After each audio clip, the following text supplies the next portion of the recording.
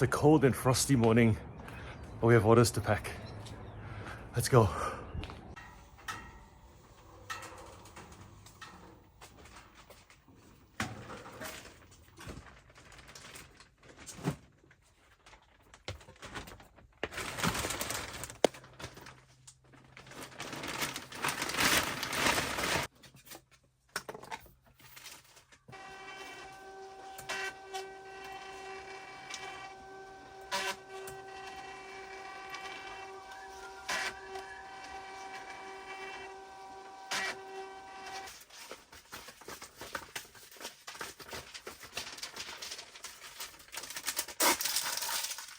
Good morning and welcome back to the channel.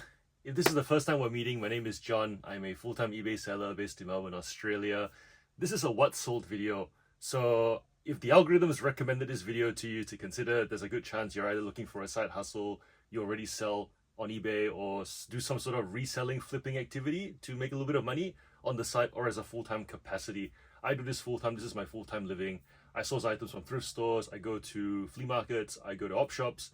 I get given items to sell on consignment. I sometimes get given items to sell for free because people just don't want to have the stuff in their house. I also source online via eBay, auction houses. I do storage units as well, and get given items to sell from people within my network.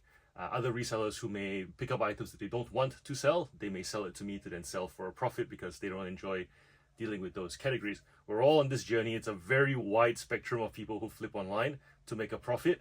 And if that's something you're interested in, stick around. You will learn a thing or two in this video and any of the previous videos. If this video isn't clear as to what I do, watch 3 more videos and you'll get a pretty good idea. I show you my space. I show you exactly what I do. I show you the things that I sell. And more importantly, I show you the posture you should have when looking at this as a business. I'm not one to tell you what your time should be worth, and therefore you're never going to hear me say, don't do this, it's not worth your time. You can always improve what your time is worth based on the activities you choose to take on.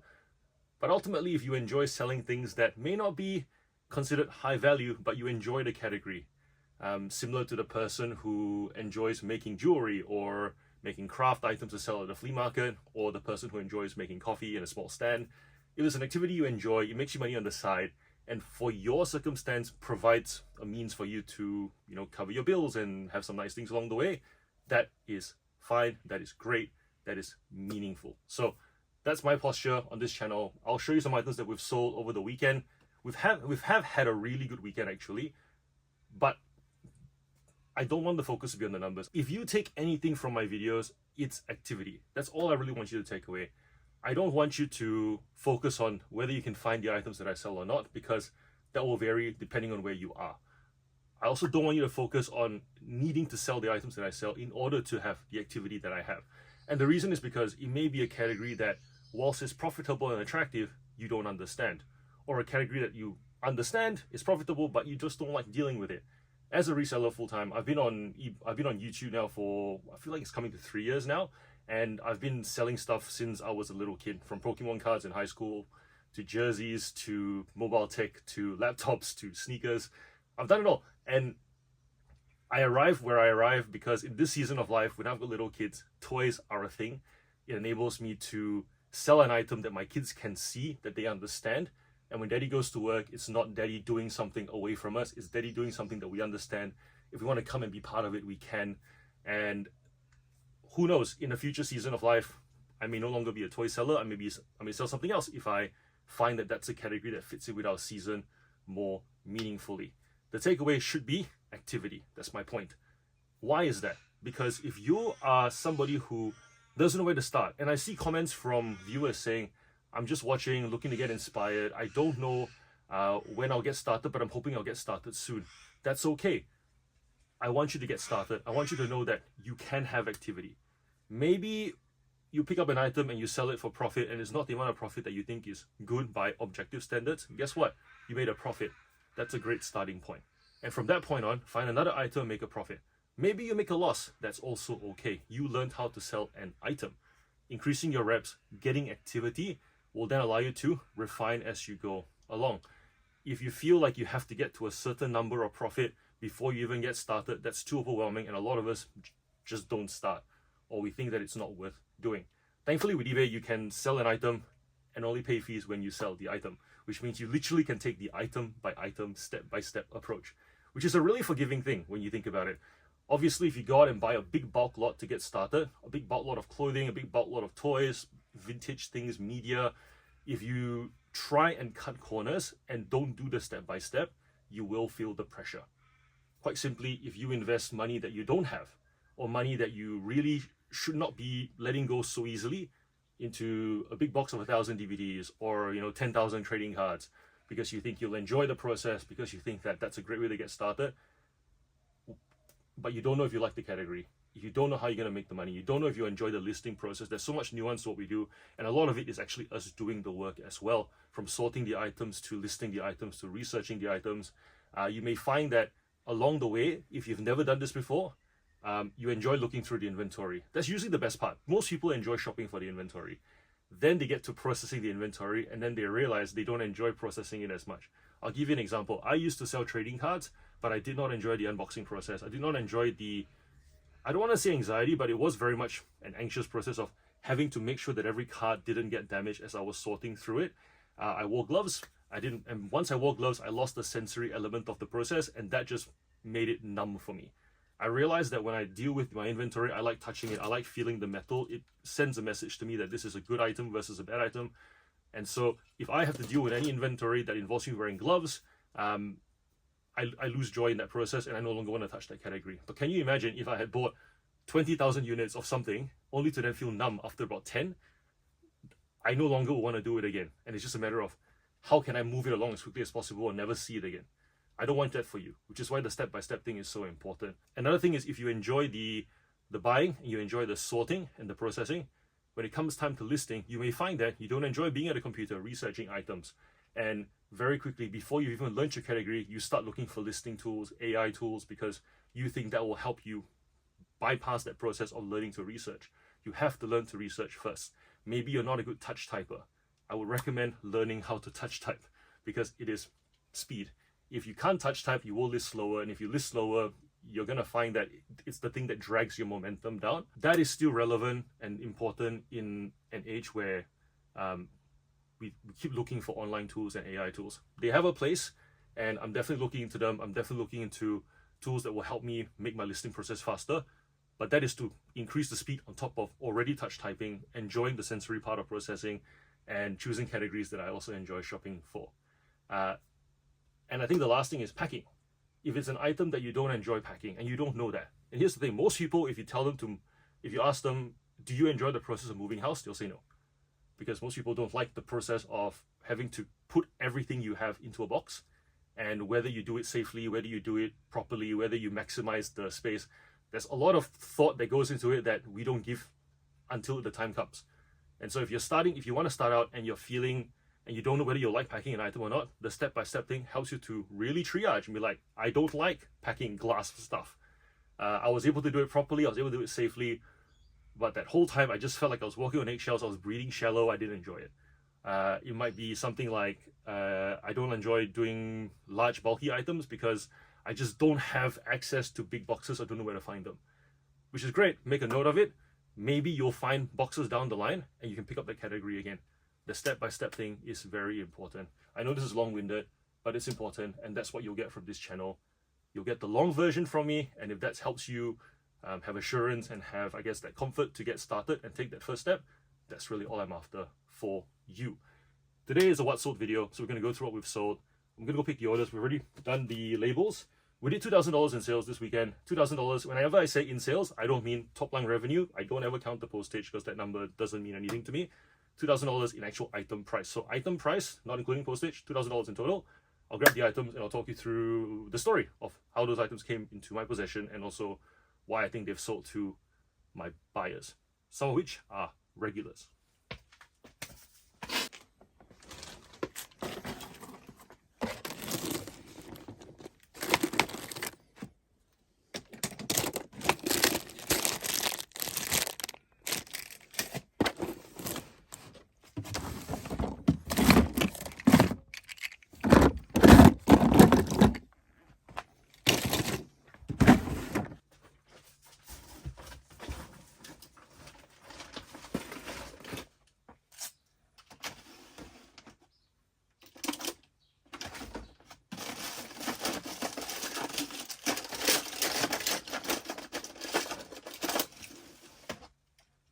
So what we're doing now is I've got eBay open for one of my accounts. We've got several store accounts that sell toys. We've got a Thomas store, we've got a toy car store, action figure store, doll store. I'm going through each account and we're going to pack them account by account. All of these tubs have SKU numbers on them, so eBay will actually tell us where the item is in our location. So this was G4, and that was the item from G4 that we got from down there. We've already done the other side of the garage, and once we pick all the orders, pick all the items, then we start packing them, empty out the box, and start the next account. And we do this until we finish packing through all our eBay stores. If you're wondering why I have many eBay stores, it's because the buyers are different. The buyer for a toy train is not the same buyer for a toy car, not the same buyer for an action figure.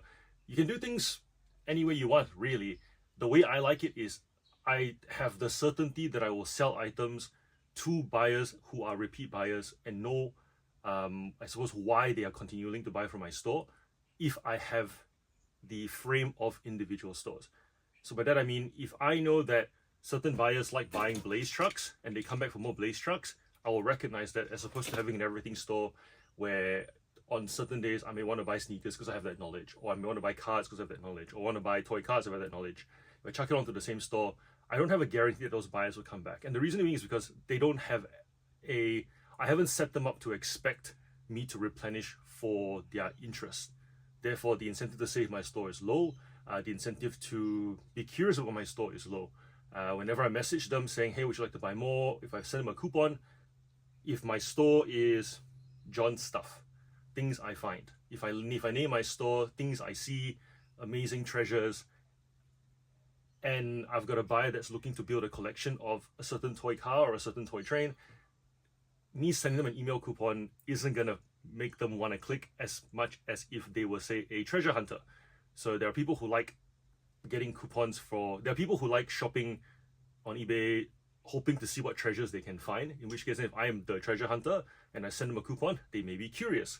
And I suppose their reward system is based on, I'm going to look and I may be rewarded and I'm looking forward to that high. That's not the buyer I want. And recognizing that there are different buyers on eBay, there are different buyers in the world, different buyers around you, and that you are selling to buyers who are also not you. That's very important. Oftentimes I see eBay stores get set up as things I find, things I see, and then after that, there's this, I suppose, confusion or lack of surety as to why don't people like what I find? Because they're not you. That's the short answer. It's not intended to be harsh, but it's true. If you're just buying based on what you like, then essentially you're using a platform to list those items, hoping to find buyers who are like you. But if you are building a store based on items, based on curation, then curate for a buyer in mind that isn't you, maybe you, but be open to the fact that they probably are not you. And if you can continue to replenish your store for that particular target buyer, you will actually see a higher rate of success. So that's the reason why we've got multiple toy stores. And if I were to get into another toy category, there will probably be another toy store as well. There will be. We also have two clothing stores. We have a baby clothing store and we have an adult clothing store, for the same reason. Mums looking for baby clothes don't want to be seeing men's jackets, basketball shoes, caps as they're scrolling through a store. They want to see more baby clothes that they maybe haven't considered before.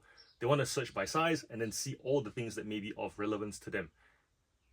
That's the reason why we have niche stores. And you might be wondering, why the buyer focus? If we focus on the buyer, we are rewarded for it as sellers. But from a sourcing point of view as well, if you are not methodical in how you source for items, I'll give you an example. Some people will only pick up whatever they can see, wherever they can see it, garage sales, flea markets.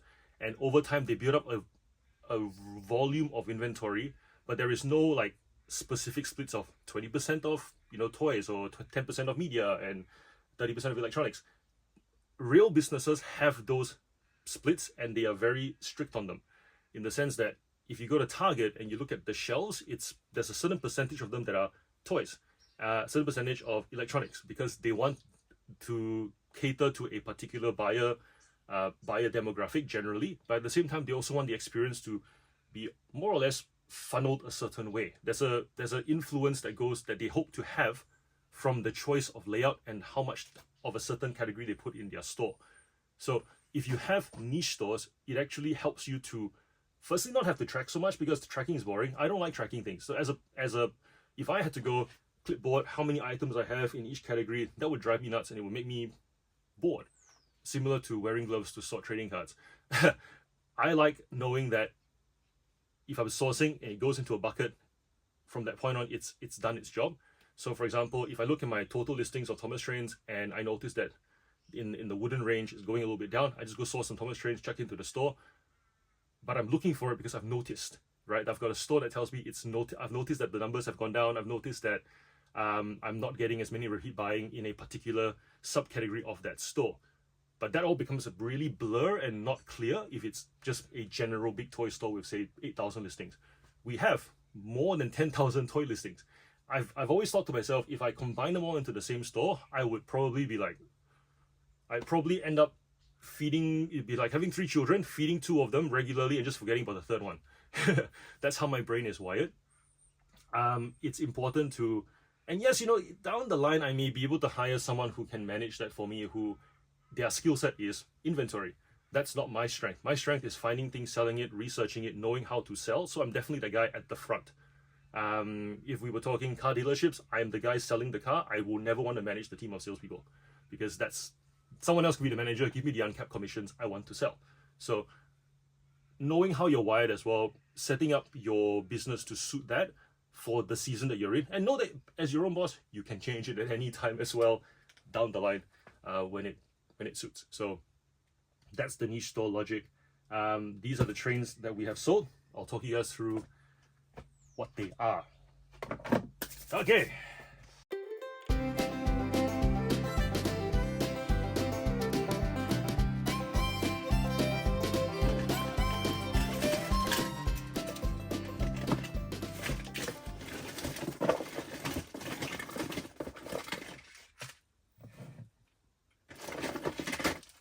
So this first order is a random selection of toy trains, and the reason I like this order is because they've messaged me with a bunch of with screenshots saying, this is in my cart, would you do it for $60 including shipping?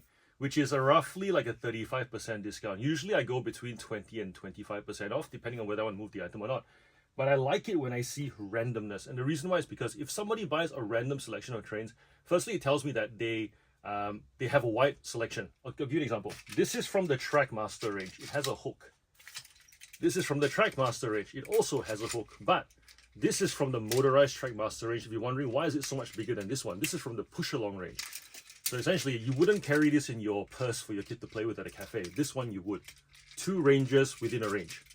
And then we have the take and play die-cast one, which is, it's got magnets, but it's not the same as these. These ones don't. These ones have dual polarity within them. These ones have single polarity within them.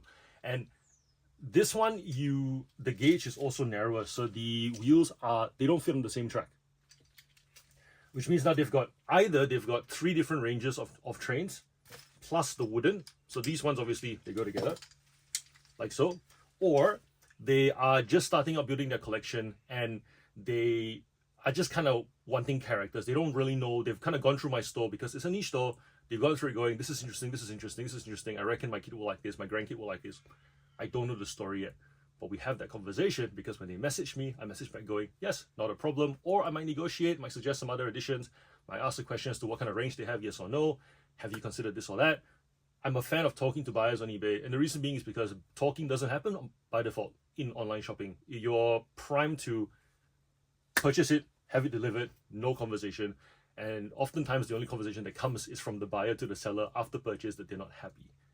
Yeah, that's normal behavior, which means that if a buyer gives me a chance to have a conversation with them, I'm taking it. Because in a real life business where people go into a store and a seller goes, hey, can I help you with anything? They'll go, no, I'm just browsing, or no thanks, and they try and avoid eye contact. We want to have that conversation. It allows us to retain the buyer, in which case then I'm going to find out soon enough whether they've got multiple ranges, whether they're just starting out, but either way, I've done them a favor and they will be coming back. That has been my experience. If you're wondering, how do you have such certainty, John? because it's a niche store, and because it's a niche store, it's set up that way. That's the wonder of it. If you do right by a buyer and it's your target buyer, and they save your store and you replenish the range in a way where when they come back to the store, they are rewarded for their effort to come back, you are going to see repeat buying. There's more, okay? There's more.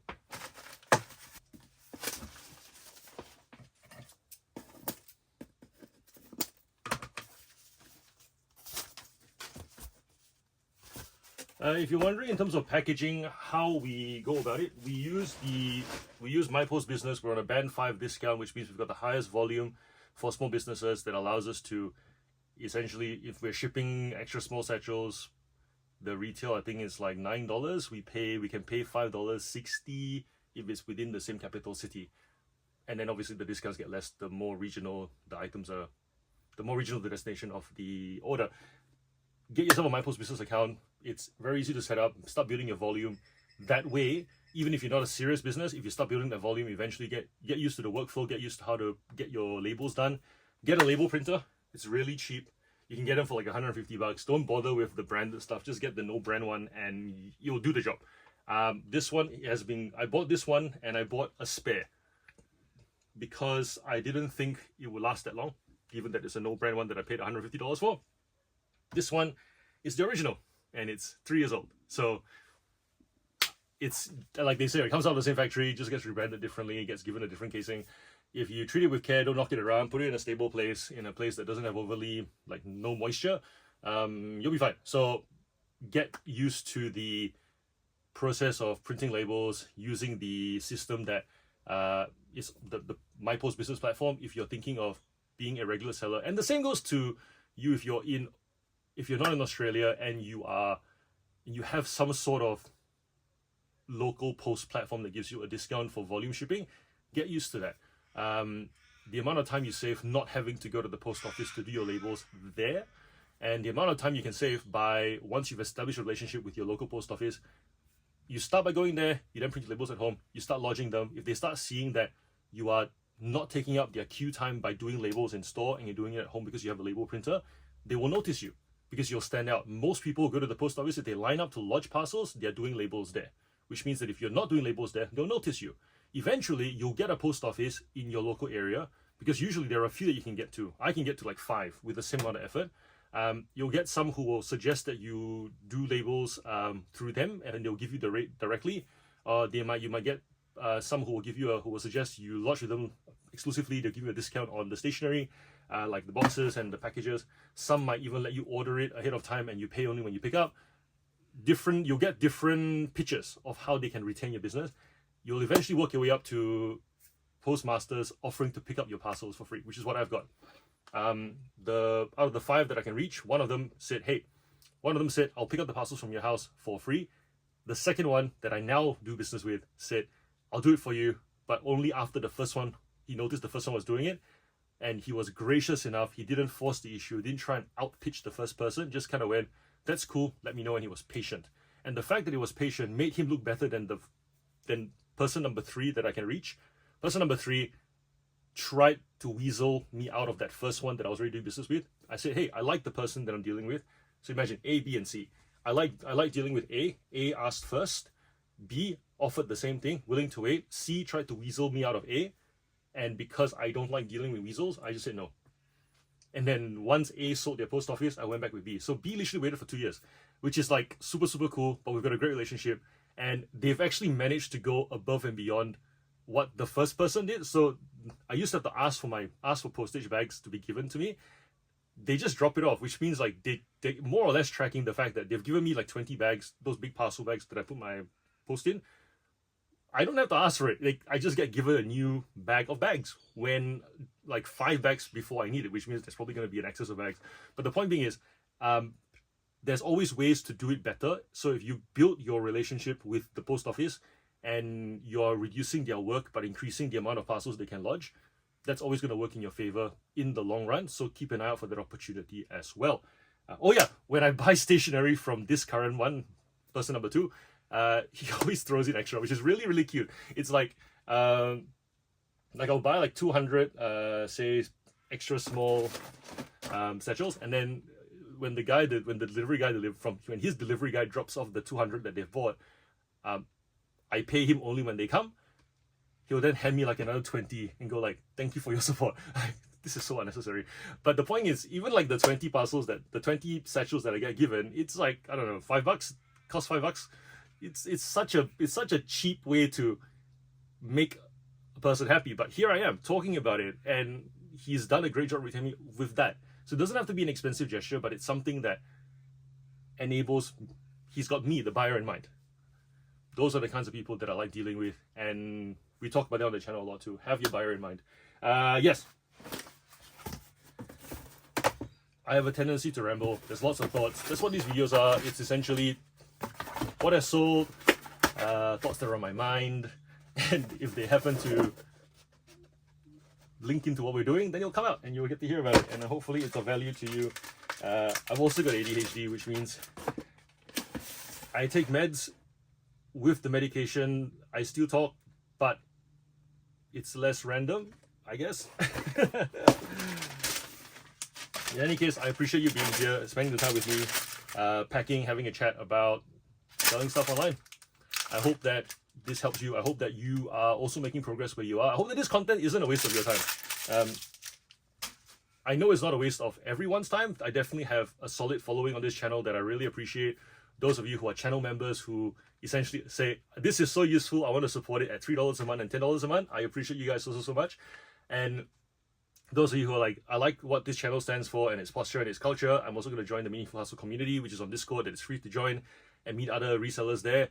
That also means a lot to me. So I know this is valuable, and I suppose what I'm saying is I hope that it's valuable to you if you're new here and you enjoy the long form version of the reselling chat, instead of like, we're going to talk about this topic and we're going to only talk about this topic and only do this thing and don't do this thing, and that's not my style. And when I first started the channel, I remembered I used to do topic videos, and it never felt satisfying, because like the brain wanders and you want to keep going. So then this is where we've kind of landed at the moment. Hope you like it. So this is Annie and Clarabel, and this is Scruffy. Together they sold for $44.90 plus shipping. We essentially just wrap it on one layer of bubble wrap and chuck it into an extra small satchel. This is to a new buyer to the store. Hopefully they stick around.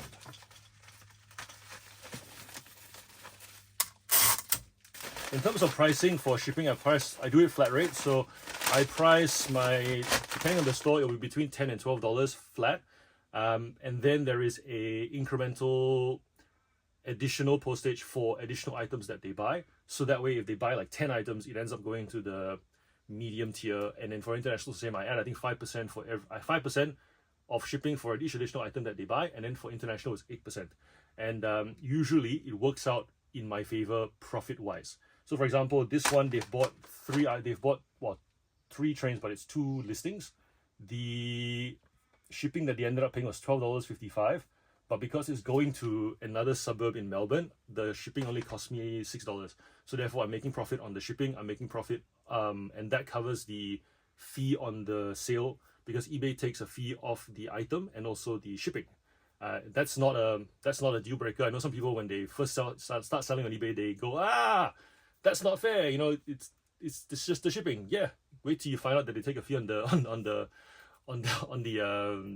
sales tax as well. Point being is, you're able to find ways to make up the fee internally, which in our case is via the volume shipping. Obviously, there's some categories that are more competitive where you have to charge lower shipping because everyone else is doing it. But if you're selling in niches, you'll be fine. And that's the thing with niche stores, it may seem confining, but really what you're doing is you're allowing yourself the flexibility of individualized pricing across categories.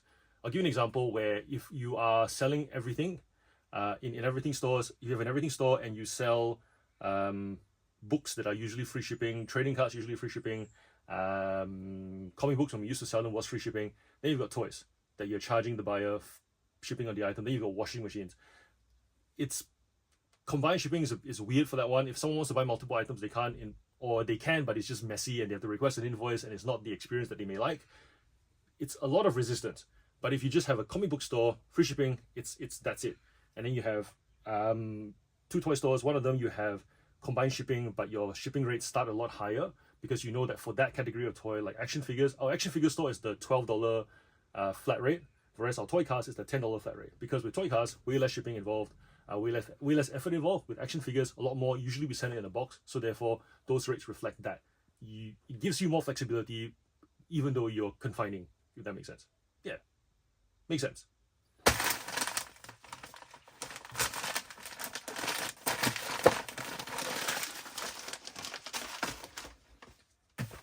This one is going to a regular buyer. They tend to buy the more expensive stuff. This is Murdoch. It is a Trackmaster train. It's in fantastic conditions. You can see the rubber is in brilliant condition. Only blemish really is this like black kind of scuffed plastic mark on the back of the engine. This came from a guy around the corner who goes to, and this is just his story, right? I don't know if it's real or not, but I get there, I see all these trains laid out. It's $300 for the bulk lot. I'll show you guys the photo if I can find it. If they're all in excellent condition, we're looking at $1,500 in total resale. So therefore, minus the $300, it's $1,200, and then we've got fees. The big one is condition. So going there to check that they work. And for me, the big indicator is the rubber still new? Because obviously, if it's been used a lot, the rubber's older. If it has been stored poorly, the rubber will get crusty. In which case, then you'll see little bits of like rubber flake around the bottom. But as you can see, it's like super clean, which means these were barely used, stored indoors. And when the guy finally went to that garage sale, this is his story, goes to a garage sale, wants to buy a bunch of stuff. They say, look, just take everything, give me a number. And then he said, I was forced to take everything. And once he was there, he brought out a bunch of toy cars as well that I paid $20 for. The toy cars, in that box of toy cars, there was a $100 Transformer and a bunch of other toy cars that were quite valuable. So therefore, toy car box happened to turn up, $20 into $200. And then this $300 lot of trains, we've actually already made back most of the money. No, we made back all the money plus extra in the weekend because we picked these up on Friday and today's Monday. So this sold for $100. This is Murdoch. Always worth looking out for. The only thing with Murdoch to be mindful of is that he does have these stickers on the side for his name. A lot of times I'll see listings go up and they won't have the stickers on there, but they're priced as if they have the stickers on there. And also eyebrows, very important. I've learned that autistic kids get creeped out by characters that they like that don't have eyebrows because they can't quite tell what's going on. Interesting. Learning. So yeah, this is $100. Very happy to have sold him. In terms of packing, very straightforward, just in bubble wrap, more bubble wrap around the motorized component than the actual front tender, into a satchel, and you'll arrive as intended. We've got these two sausages of trains from that same lot as well. As you can see, very clean, and also the rubbers, very clean. These were $150. So they sent me offers on these ones. Duck, they paid $80. Rusty, they paid $70. So we're at $150 and $100. That's $250 already. This buyer only buys the expensive stuff. They've bought 12 items over the last 2 years, totaling $473, which is super cool. I'm always very happy when I see their name pop up on my screen, because it means it's like long overdue. Like we were waiting for the lobster. The lobster never came. The one time we came to this restaurant, there was lobster, and then now they're back. So because they've seen something on the menu by the window that they like, and they're back. And then yeah, have repeat buyers. If you find yourself feeling, I don't know if I can do this, I don't know if I can, make a living or make any sort of meaningful income selling stuff online, like where do I even start? You set yourself up to have that feedback is really what I'm trying to get at. If you set yourself up to sell a narrow niche of items first, and then branch out in another narrow niche, and really take note of what the buyers value, what they look for, first of all, you'll get that certainty. Like this confidence that I've got is from setting myself up to have that. And the second thing is, if you're worried about will I find enough stock, we have this finding the stock is not the problem, and most resellers actually do the opposite. They start out buying so much stock that out of this anxiety that they may not have enough stock, only to have all this stock that they have to then process. But by then they're like, oh, I haven't really gotten into a rhythm of how to process this stuff yet. And then there's this drudgery, because the drudgery is from that tension between being so good at buying and it's easy, to now slowing down to then sort stuff, understand the flows, taking photos of it, listing it slowly without touch typing, even slower.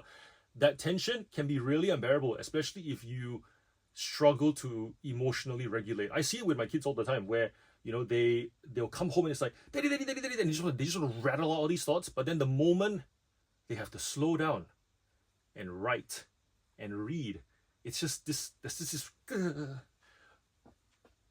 So then, just like how as parents we set up our kids to, all right, let's go take a shower, let's wind you down, let's go do your writing practice, let's go do your reading practice. You need to also recognize, as an adult, you need setup. You need to set up yourself to be able to slow down as well. And so for myself, it's something that I'm also working on. The meds do help, but not really. As you can tell from this video, there are moments where I'll be like, ah, and then moments where I'll be like, slow down. Like now, to talk about something that is meaningful. Hopefully that makes sense. Yeah, if you're new to the channel, I'm also a dad, and I've got 2 little kids, and I love this business because it allows them to come into my space and be like, Daddy, what's this, what's that? And then I educate them, and then they want to participate in it. My daughter likes sorting the stuff. She can tell a good quality, like a faulty item from a not faulty item. She'll say, Daddy, this thing doesn't have a spoiler, this thing doesn't have a door. She's learning. And then my son, who's obviously past that stage, he's 3 years older, he does strip trains for me now for parts. We've got these drawers of spare parts that we use to refurbish the trains. And then he also can sort based on type, and we're getting to a point where he is curious to know why he needs to be good at mental math, because at school they don't really insist that they have to be quick at it. And it's probably not the best that he also hears that it's the way we were brought up in Malaysia or Asia. It's all mental math, and calculators are from the devil. And coming to Australia, I'm not sure which country you're watching this from, but if you're from a country that is, who needs mental math when you've got calculators and stuff, I totally get it. But I've run to the flea market a couple of times where I've now been able to point out to him, from the moment the person says, why don't you just take the whole tub for $10? And I go, no, it's okay, I'll just have the ones that I want. I'll tell him I've done this math. I've said it's 50 cents an item. There's 20 of them there. He wants to sell me all of it for 10 or less. And I go, you know what? I just really want the ones that I want, which is $4 worth of it, because the rest of it's trash and it's just going to double my cost of goods. He'll be like, that quick. So it's really cool. This business allows us to play with some relatively easy numbers, round numbers, small numbers, and it gives kids a chance to do that math so that they understand whether they're getting a deal or not. And what I've noticed is, since I've started doing this full time and my kids starting school, my son definitely has stopped saying things like, but it's only $20, or it's only 10, or it's only 100, because he understands now. There's retail, he understands there's retail, there's sale, and there's clearance. And then he understands that there's the level that we play at, which is like, we go to op shops, flea markets, we're getting to like $1 or $2, but it's great.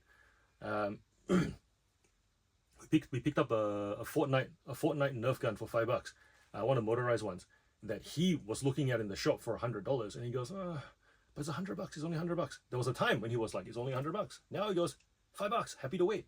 And in fact, we started giving him an allowance at the beginning of this year, and also cutting him a 5% finder's fee where the op shops together, and he happens to find something that he likes or that we can sell.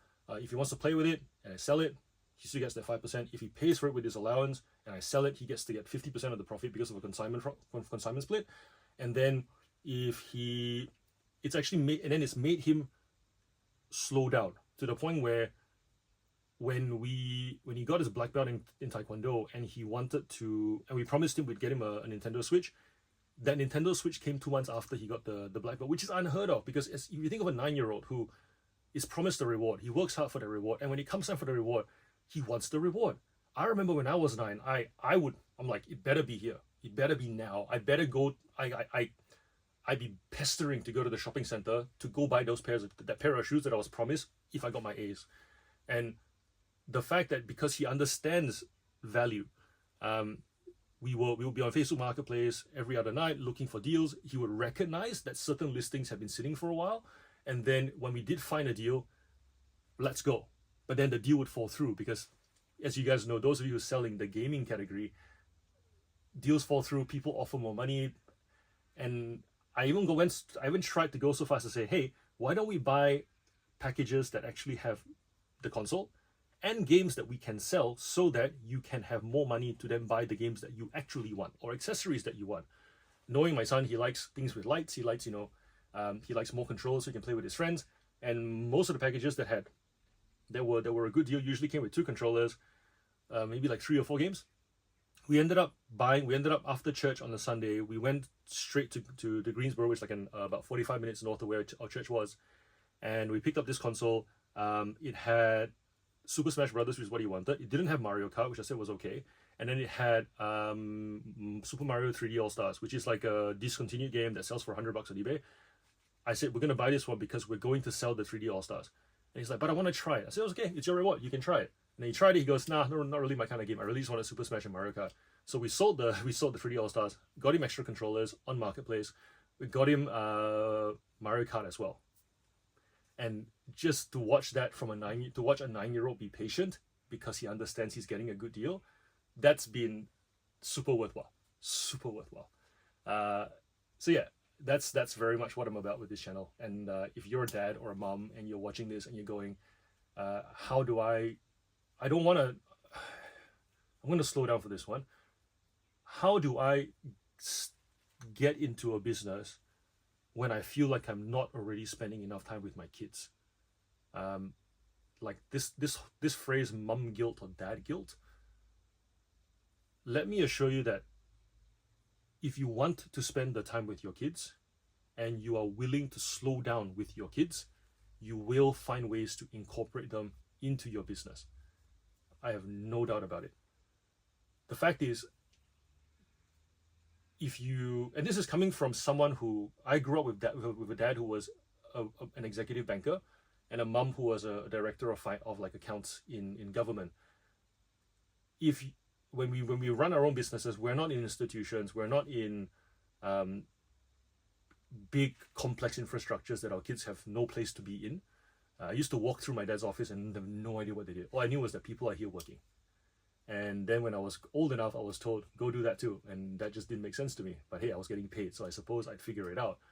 But when we start our own businesses, especially if we're doing micro businesses in our own homes, it's not complex. It's so simple. If we're willing to slow down, not stress, if we're willing to calmly learn and be patient, our kids actually will gravitate towards that because they come home from school and they will see like peace and balance. They gravitate towards that calm. The number of times my kids come home from school and they will take turns is not systematic in that sense. Sometimes it's my son, sometimes it's my daughter. They'll just wander in, they watch me taking photos. They don't ever get the feeling of like, no, I'm just leave me alone. It's like, hey kids, how you going? Good. I'm taking some photos. You wanna come sit with me?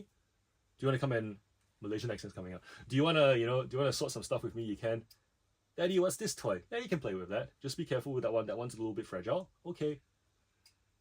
As opposed to like, don't touch that. There isn't that. They're not wandering into a commercial kitchen where things are hot and they can get hurt. This is toys. Selling on eBay, most of the stuff we sell on eBay, your kids can be around.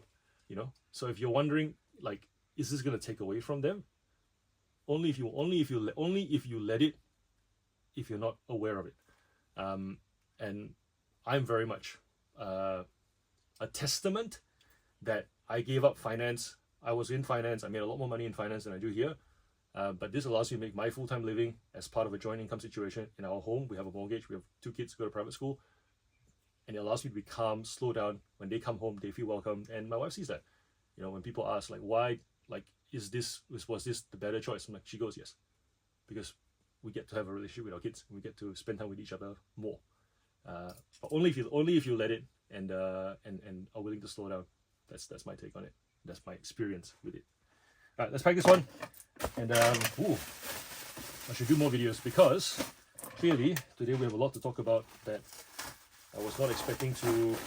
Not expecting to cover. None of this is scripted. I have been told that I should consider scripting my videos purely to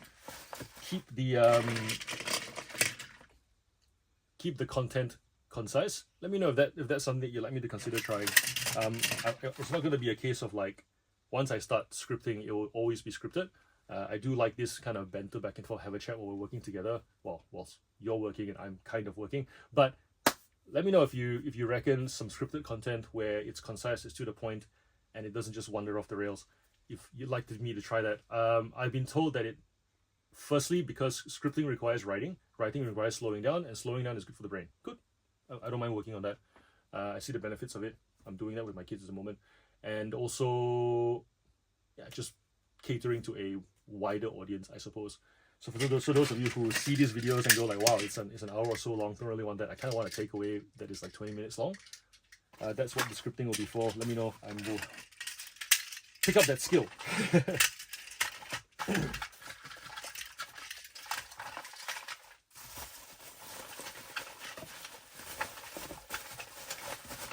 That's the other thing about being your own boss. You can do whatever you want. You can never ever improve, never learn anything new, or you can see it as an opportunity to learn whatever you want because you don't have to get the approval of a boss to learn that new thing. Like, you know, when you go to a job, if you want work to pay for your learning, it needs to be approved courses, and the manager needs to see that you'll have a return to the branch that you're at. When you're your own boss, you can learn whatever you want. Maybe you'll discover a new category to sell as well whilst you're doing that.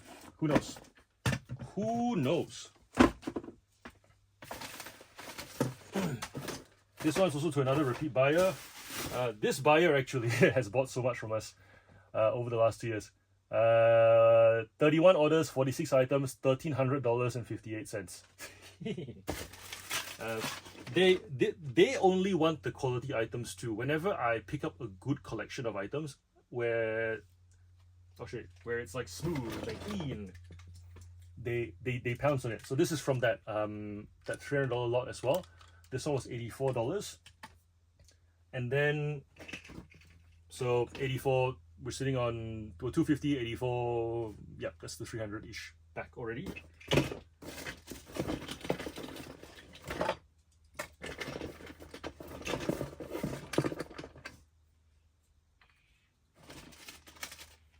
So for this order,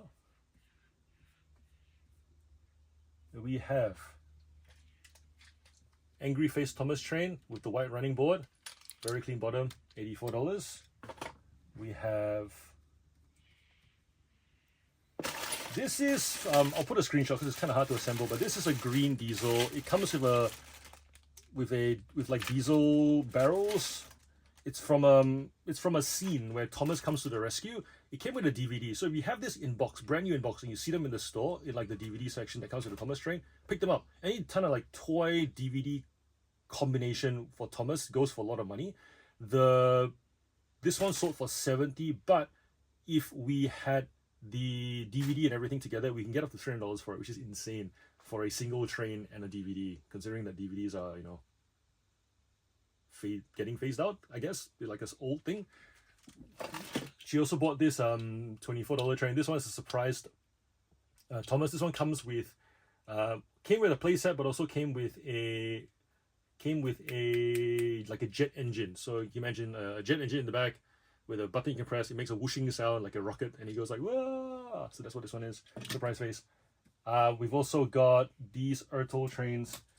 This is Scruffy, and we've got some tar tankers here, 2 of them, and this fruit tree for all 3 of them for $50. So this order is 50, 24, 74, 144, 100 and 200 and the 228. Repeat buyers. Love it, love it, love it, love it, love it. And by the way, if any of you watch this channel and you do have bought from me before, let me know in the comments. I'd love to hear from you. I know I've sold to some fans before, and it's always been a wonderful experience to know that we can connect on so many different levels. That's the fun part of being online. Just being able to kind of like grow community that way over this interest that we have in toys. Yeah, I think that's pretty awesome. Next one we've got Hanzo Hasashi. Hanzo Hasashi? That's the Mortal Kombat guy. This is Hanzo the Shinkansen from Chuggington. Looks like a Thomas train. It's not a Thomas train. It's from Chuggington. It's like a steampunk kind of range. Not super popular in Australia. Usually sold to people who already have a large collection of Thomas trains and they just want more. This is also a repeat buyer. This person has bought 3 items so far in the last year, $92 in total. Not bad. This one sold for $41, so this is the most expensive thing they bought from us so far. Quite hard to find Hanzo complete. Usually you only get the front. The back somehow gets lost because kids lose things, but very good to have these two together. $41 plus shipping. I generally don't pick up Chuggington heavy collections because of how slow they take to move, but recently have noticed that because the Thomas range is getting skinnier, the cartoons gotten a little bit slapstick, like Tom and Jerry. It's not wholesome anymore. It's not cartoons with, it's not like that, what's the word, it's a style of animation where they move the trains and they stop motion, I think it's called, and they've got sunsets and they've got painted backdrops. Like, the amount of work that goes into it now is just CGI stuff, and it's animated and it's not that great. And so the range of toys is quite limited, and those parents who want their kids to enjoy Thomas because they enjoyed Thomas and their parents enjoyed Thomas, like this whole legacy thing, usually the new stuff doesn't quite cut it, in which case then they tend to gravitate more to the old stuff. So I've started picking up more of the old stuff now again, but Thomas is one of those categories where I don't think it's going to, like, I don't see myself selling Thomas in the next 5 years. That's essentially my take on it. I don't think the franchise is going the way it should go, in which case then it'll always just be this. We used to do, back in COVID, we did 30 grand a month in Thomas trains. Let's just put it that way. Like, we did 20 and 30 a month. Now we get like 10, because it's just not a category that is seeing that turnover anymore, because the new stuff isn't that great and the old stuff isn't getting sold or put on the market as much, and if it is, the pricing is higher. So yeah, that's a reality with reselling. If it's one-off items, you're not manufacturing anything, you're not doing anything you don't have any control as to the demand of the item. You just have to find items that are currently in demand, and hopefully if you set up a niche store, has ongoing demand. And hopefully if you spot patterns within your store, you can move away from certain toys like Thomas, for example, to say there are people who buy the trains because they want the motorized trains, in which case then Tommy still makes really good motorized trains, bullet trains. I might go source more of that. Pixar cars, Paw Patrol, those are still very relevant, very promising franchises. I might do more of that. Very similar buyer type in the sense of buyers who like movement, autistic buyers who like characters with faces. Those are the patterns that I've spotted since starting to sell Thomas trains. It started as Thomas trains, it's now become Thomas trains, Pixar cars, it's Paw Patrol and Bob the Builder related categories that have patterns that I've spotted from that Thomas franchise that seem to also sell to my repeat buyers. They'll buy Thomas and Bob in the same order. So you do need to learn, you do need to be ready to pivot in and out of subcategories within your niche still.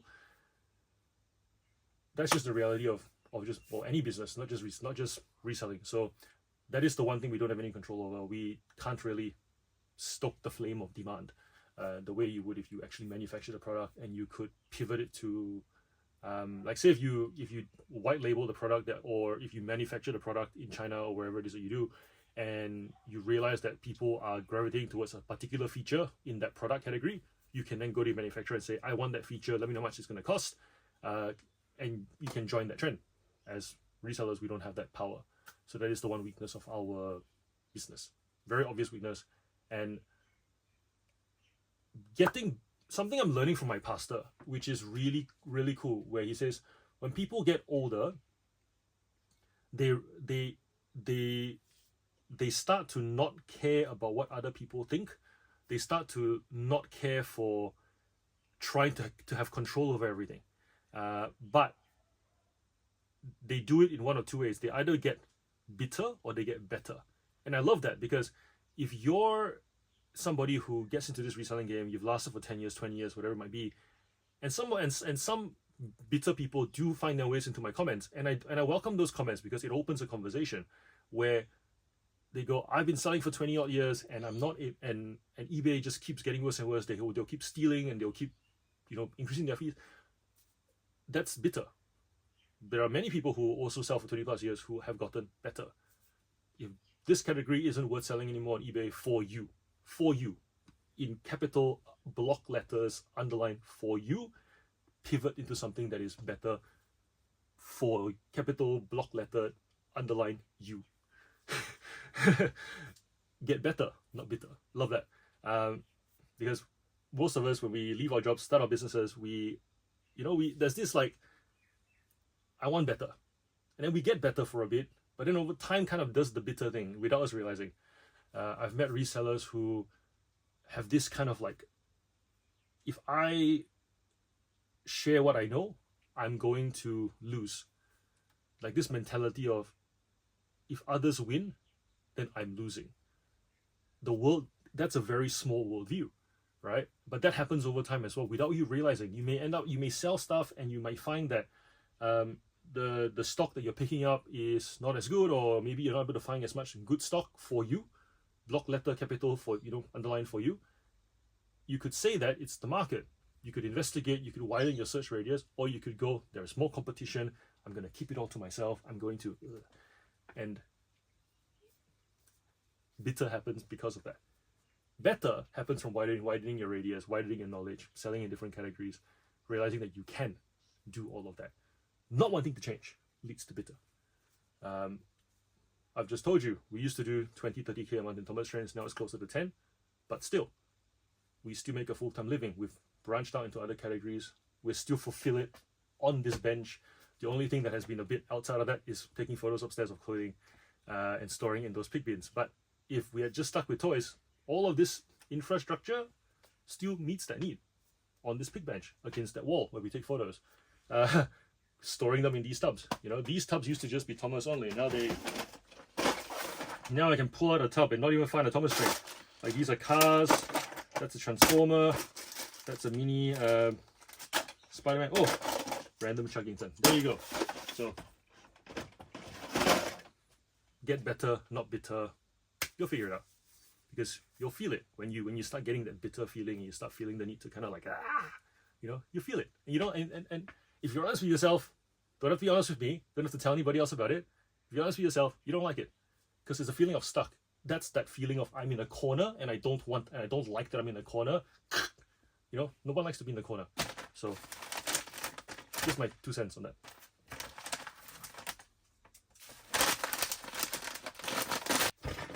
Annie and Clarabel, we sold for $24. Excellent condition, very shiny bottom. This one we sold for $24 plus shipping to a regular buyer. They have bought $99, 3 items over the last 2 years.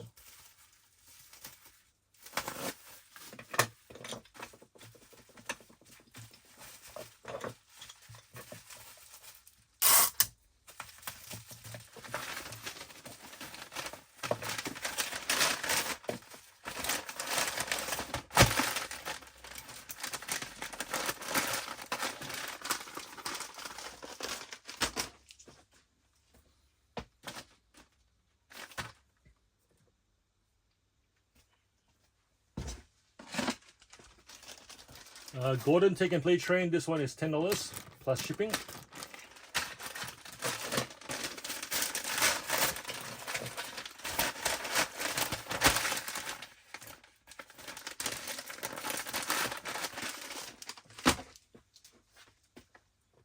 Next one, running board, $65. Thomas Train going to the USA. So we picked up a lot, $300. We've made our money back plus extra, all in a matter of 2 days, which is super cool. When you know what you're looking for and you know the buyers who will buy them, it's predictable like that. You're not just listing and waiting. Am I like that with all my stores? No. With the clothing category, I don't have any certainty at the moment. All I know is, as I'm selling, I'm picking up similar items that I've sold.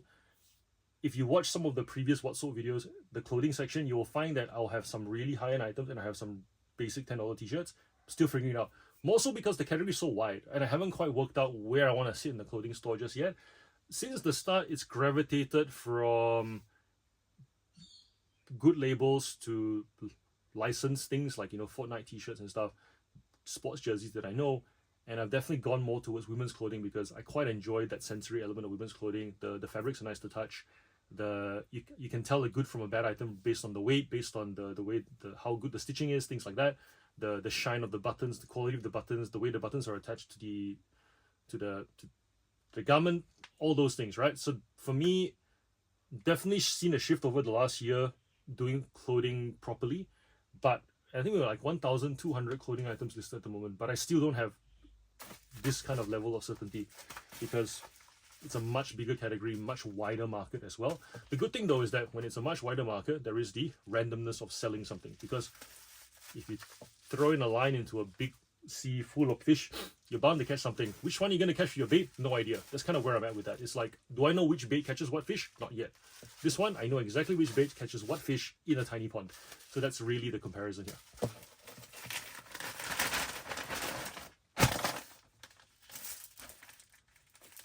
Would I like that level of certainty with clothing?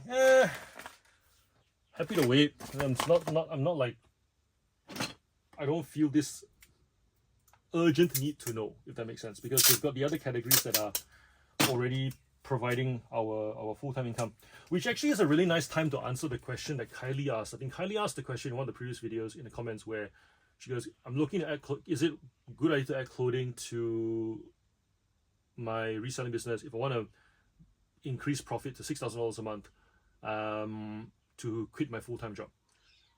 I'm not going to comment on the $6,000 a month because that clothing in particular has such a wide range of pricing that, for example, there's very few $300 Thomas Trains, very few. So if someone said to me, can I do it with Thomas Trains or Hot Wheels cars? I'll be like, yeah, not really. But at the same time, but with clothing, you can, if you know how to get those higher end dresses or those higher end coats or those higher end shoes. If you've got an eye for that and you can definitely spot the real from the fake, and you're able to create a niche store that conveys that you know that. So for example, if you buy like Louboutin shoes, right, and you put them in a store next to a rice cooker, you're gonna get scammers because you're not conveying that you know what you've got. Even if you price it like a pair of Louboutins, they're not gonna treat you like you know what you've got.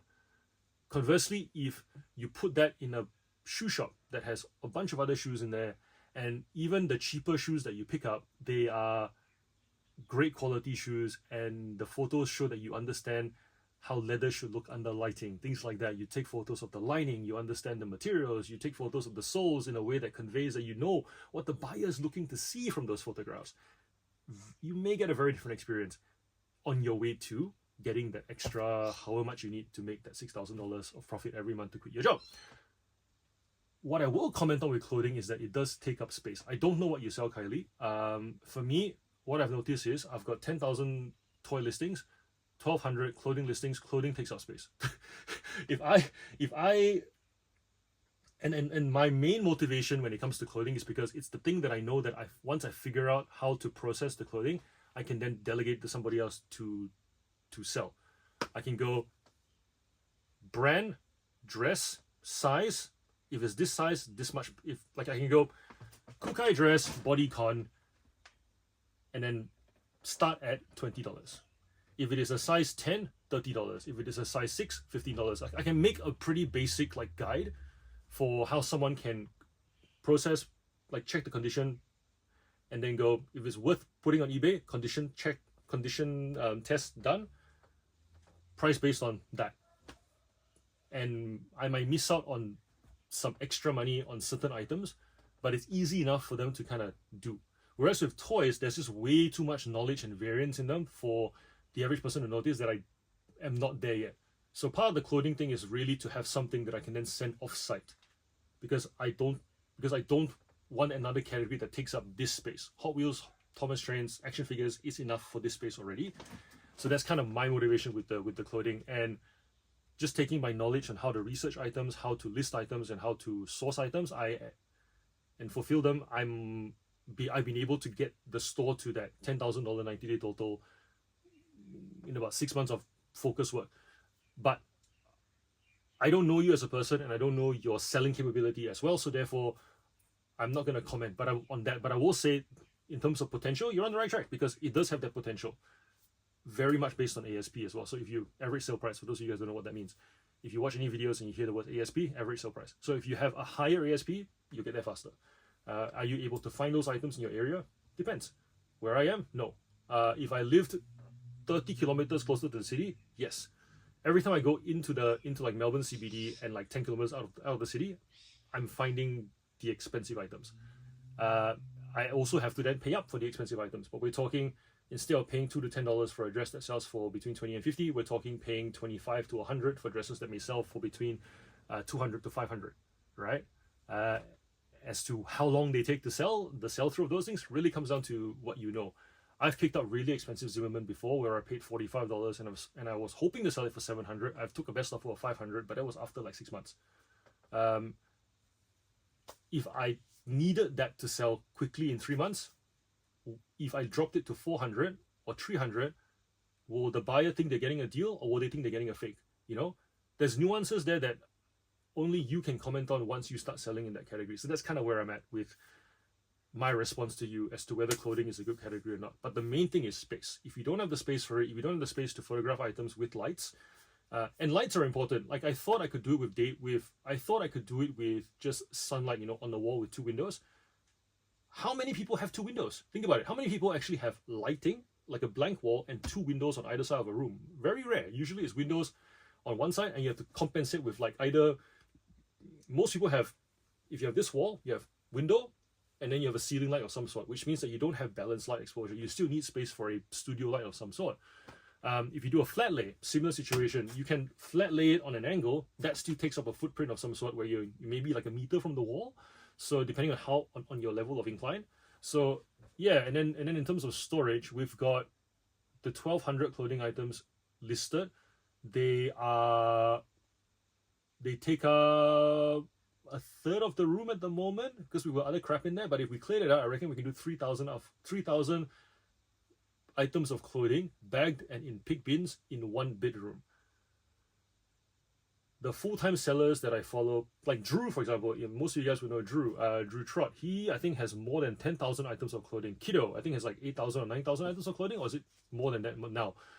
Like those, if you look at those guys, you can't get full-time income from clothing if you're doing volume and only have a bedroom. You need essentially 2 bedrooms, 2 storage units. You kind of get the idea. The space is more the concern than whether the category has that potential. Category has potential.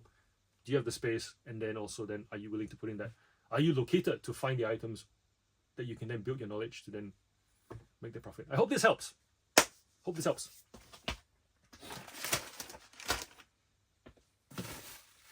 Also, if you are a seasoned seller and you sell in categories that I'm talking about that you reckon I'm talking out of my ass, comment, let me know, because I'm learning too. I don't know everything. I can only comment based on what I do know, and if it's not enough, then you guys can chime in and go, hey, John, actually, there's this other consideration. And I'll thumbs up, comment, and then we can have a conversation too. Next one, we've got Blaze Trucks. So we have, this person bought them individuals. Sasquatch monster truck for $19. This from Blaze and the Monster Machines. $20 for Stripes and $14 for Zeg, and then he's bought 2 more as well that he hasn't paid for.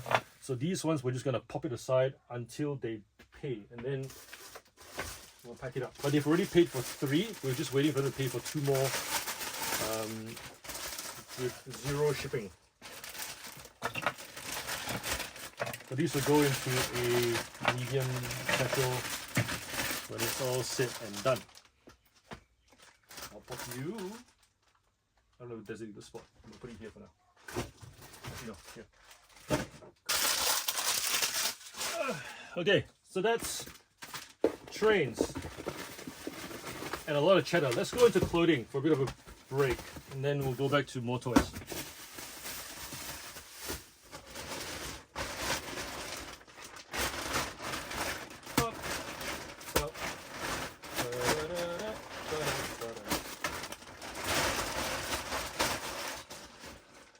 We've sold 6 items of clothing. I haven't really listed clothing over the last week. I was more focused on the toys. I'm definitely noticing with clothing, there are those people who will say, you have to list regularly in order to sell regularly for the algorithm. I don't think that's the case at all. I don't think it's algorithm. I think the reason's wrong. But I definitely have noticed that with adult clothing, if I don't list daily, I don't get sales regularly. Compared to say with the train store, because it's niche, the buyers are saving when I list. If it's not something they want, they won't buy. But even if I don't list, they will still buy because they come back looking for the things that they are after. Hot Wheels cars, trains, action figures, list, don't list, doesn't matter, because it's buyers coming back looking for the specific thing that they're after, and then they will browse and add more to their cart, or they'll just watch.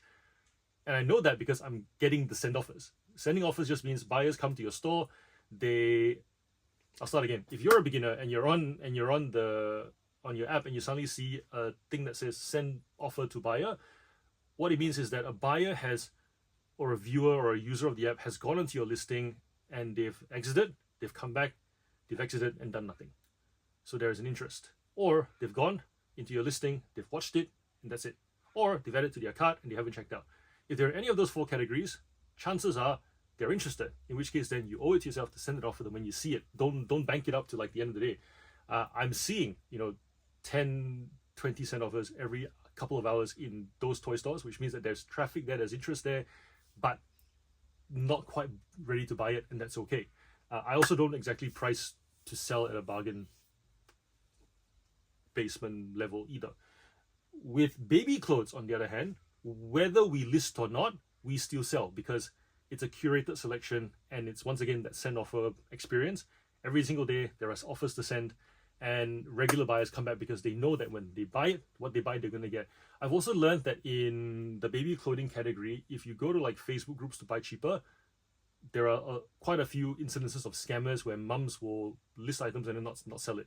And it's just inconsistent when mums feel bad having to badmouth other mums in a group full of mums. It's a thing. But once again, if you don't know that about your category, that context doesn't help you understand why you're having certain activity.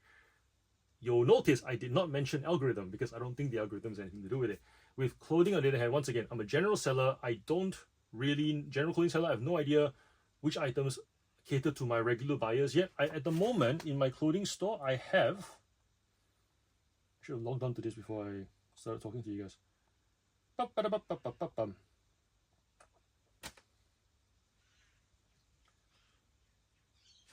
Okay, so in the clothing store, we've sold 637 items with 98 followers. That's hard. I'm hardly big fish. I'm hardly small fish, tiny fish, plankton in the sea of items that sell and sellers that sell clothing. So all I see this is like, if I don't go fishing, I'm not going to catch anything. That's kind of how I look at it. It's that big pool of fish.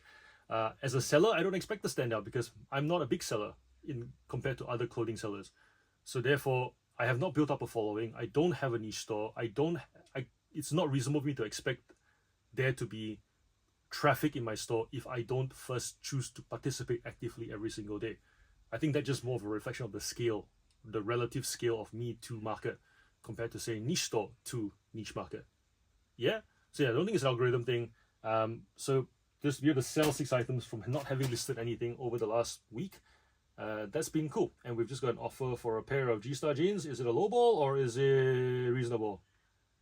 We want 60, they offered 30. Let's counter with 40 because 40 seems more reasonable.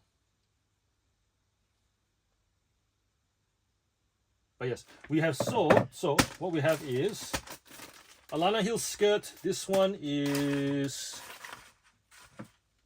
the Time is Precious skirt. It's got It's jacquard, but it's got this really like cool umbrella kind of Mary Poppins-y kind of lining on the inside. Really cool.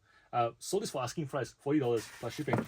I don't normally sell Alana Hill for asking price because I feel like in terms of market, it hasn't done as well anymore. I used to work in a bank, and it was in a Westfield shopping center that had an Alana Hill, and I used to really appreciate the girls that worked there because they would wake up at 5 o'clock, put on all this makeup to sell the brand, and they did a fantastic job. I mean, when I think about companies that can't even get kids to tuck in their shirts when they go to work, and you have businesses that, you know, they make such beautiful items that the staff will put in the effort. Some days, you know what, it's a lot of effort, they'll complain about it, but really they still put in the effort to look the part, to sell the item. To not be able to get as much for it in resale is kind of disappointing. Partially, I think also because based on what I'm hearing from other clothing sellers, just the volume of clothing that's being pumped out, it's kind of lost that specialness. But still, if you do find some items that are not over the top, have some little details that only you can enjoy. I think I mentioned this in a previous video as well, where you know, you have, you know, jeans that have buckles that when you look at it, it's glossy from your point of view, and you go, "Ooh, this is special." Like it was made for me to enjoy, not made for everyone else to look at it and enjoy. Or a watch with a bezel that's got a texture to it that, you know, it just resonates with you, makes you feel good looking at it. That everybody else looks at it, just go, it's some random Submariner looking chronography thing. But when you look at it, you go, "This is my Submariner and I like it." Like that's kind of what I'm getting at. I feel like if you can capture those details in the photography and you put those photos up, the person that really likes that will actually buy it. Tweed, for example, tweed, you know, you have tweed that's just browns and grays. Occasionally you get like a speckle of green, a speckle of pink, of turquoise. If you just capture those things in your photography, and if you have a newish kind of iPhone, you can definitely do that. You will see the buyers who will pay that asking price for that item. That's been my learning when it comes to selling clothing. And I also do wonder whether it's you know, a transferred skill from selling toys, because with toys, most people don't appreciate Hot Wheels cars, but you know, you've got all these tiny little wording on there that a die-cast collector will appreciate, and they admire it when it's what they buy it for. So I'm wondering also whether I would actually have taken photographs of clothing this way if I'd done clothing first before toys. But because I did toys and captured all that detail, clothing is like, ooh. I find that I run out of photographs when it comes to clothing.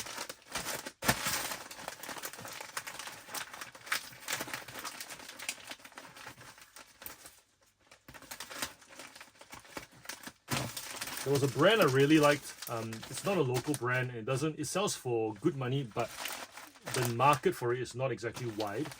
Joules, Joules, and there was a tweed jacket that we sold that I just wish eBay would give me 40 photos for my listing, because they had this really fun kind of like floral lining on the inside with birds, but then at the same time they've got a little tweeting bird as part of their avatar for their logo, and it's everywhere. You know, there was a little pin on the waist. There was the bird engraved in the button, I think, and then the tweet was very similar to this KT's one, but you know, with like this KT's one, you've got really fine yellow speckle in there, which we captured in the photograph, and some pink speckle. This one had turquoise speckle, yellow speckle. It was one of those things where if I were to wear it, I would really appreciate it and I would really enjoy it. And I think this, just me kind of swooning over this jacket, kind of tells you why I've kind of gravitated towards the female category. Men's clothing, we have that, but not really. It's not to the extent that women's clothing does. So yeah, like just wanting to take those photos. So this is a Katie's tweed blazer. We wanted 50, we sold it for 40. More brand stuff, you can still get good money for it. Really depends on the item. This one we had it listed since June, so not too bad. This has been in our store only for a couple of months. We sold it for $40 plus shipping. The reason I like this was because the button, there's this gradient to the button, and also, yeah, just the speckle. We sold this one obviously after the Jules one, so when I saw it, I was like, oh, there's an appeal for the style. I'll pick it up again. Obviously, I'm not gonna get Jules money for this one, but we'll see what we can get. Very much preparing to, you know, get like $30 for it. So the fact that we got it on 40 on the best offer compared to say the 50 we're asking for, I'm happy. Next one is a SAS linen dress. We only sold this one for 20. We wanted 30 for it. Not a brand that I can get a lot of money for, but there is still turnover, and I figured, you know what, I'll list it and see. We listed it back in February, so it's August now. That's 6 months. That's average. Will I pick up SAS stuff again? Depends on the style. This one I quite liked. It came with a bunch of. Sorry, when I say it came with a bunch of, I meant we went to the op shop. It was on the rack. It came as part of the same donation. So we had other dresses, linen dresses in the same size up or down. We had some seed in there. There was, I think there was some Yara Trail in there as well. The seed stuff is already sold. The Yara Trail stuff is sold. So this is like one of the last ones left from that collection, I suppose, that person's wardrobe, whoever donated it. We paid $7 for this one. So $7 to 20 is okay.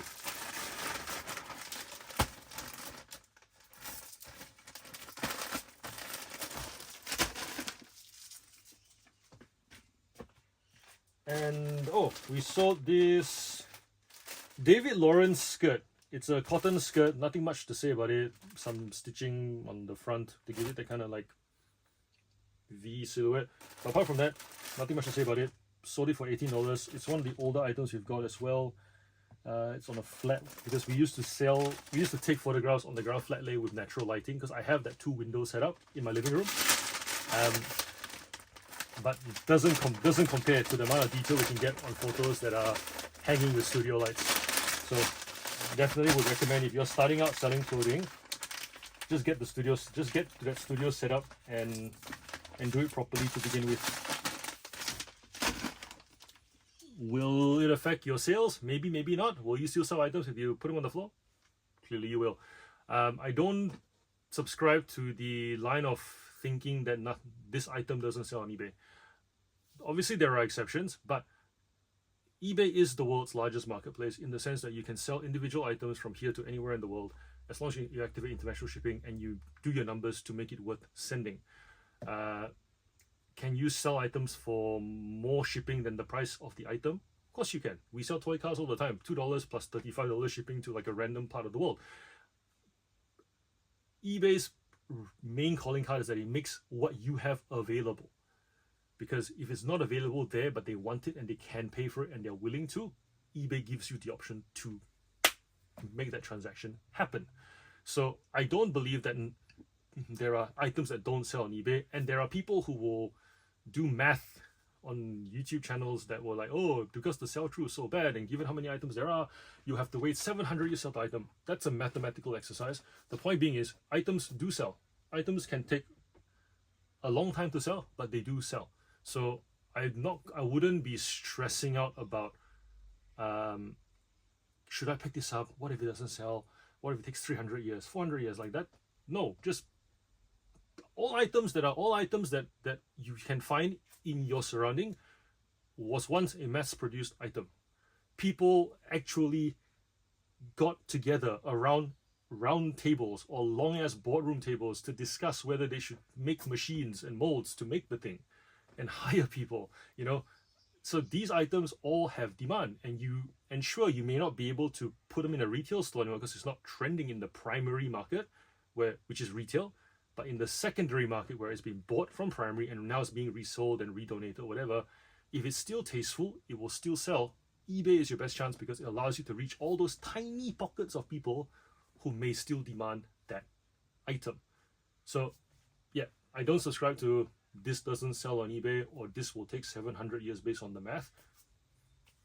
The actual on-the-ground experience comes down to your knowledge. Start selling, get your reps in. Don't buy more stock than you can afford to hold, such that you feel the need to liquidate when you need to pay rent. Only use money that you can afford to let go in chunks. We've talked about the step-by-step thing at the beginning of the video. Improve your ability to spot desirable items and be willing to accept that maybe you bought a couple of duds here or there. Don't buy them again. And definitely don't buy based on hope. You know what I mean? Don't buy based on hope, and don't buy for you. You're not shopping for you. You're shopping for a target buyer. Continue to flesh out that target buyer avatar. Avatar just means the imagery, right? So the avatar for a football game, somebody who enjoys the live experience next to other human beings, smell fresh air, feel a sense of camaraderie. You know, that's dot points that you add to that profile. That's really all an avatar is. Continue to refine that avatar so that you're not just somebody who is competing with somebody else based on affordability. Everyone has money. Everyone can afford to buy things. Why do they want to buy it? When do they want to buy it? How do they want to buy it? And what is the thing?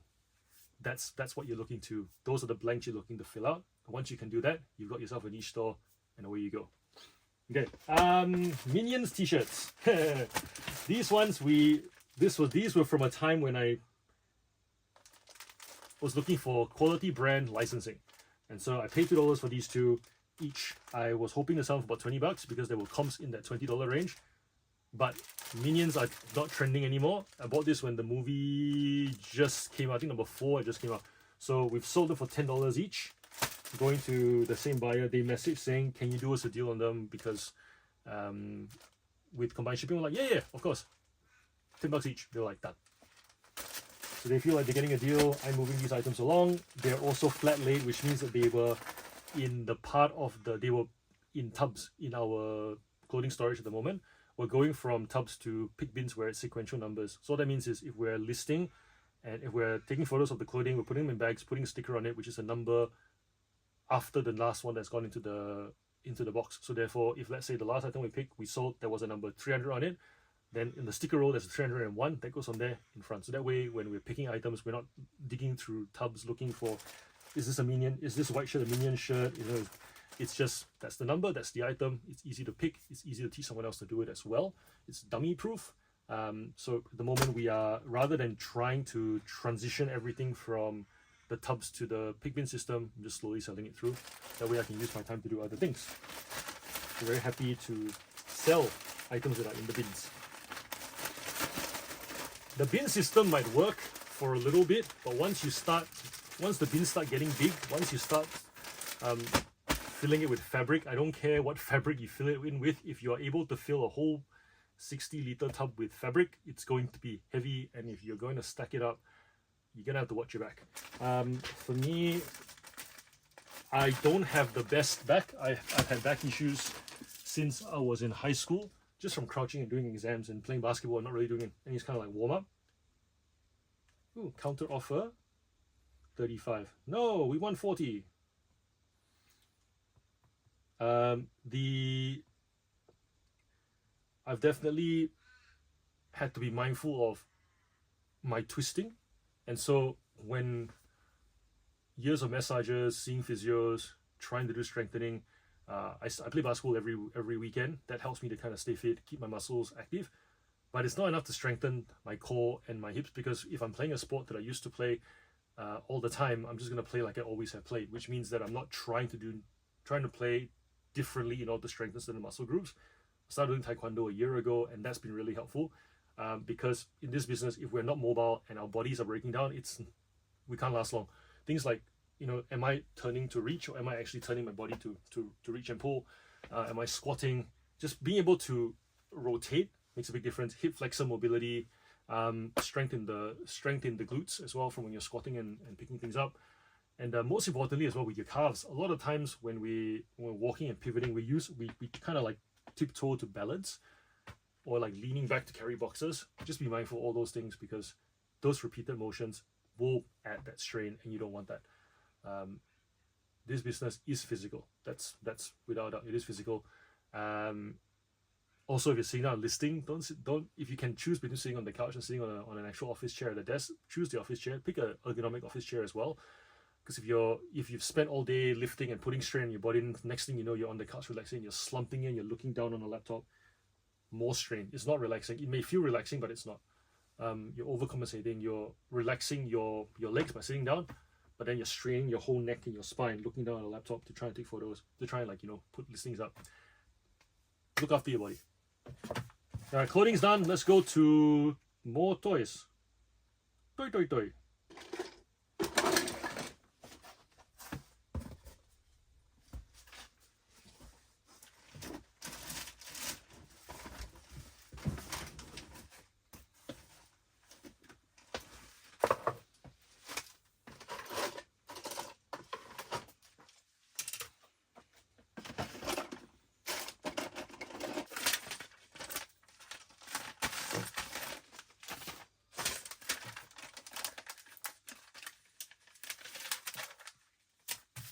We've gone and retrieved our toy cars and action figures.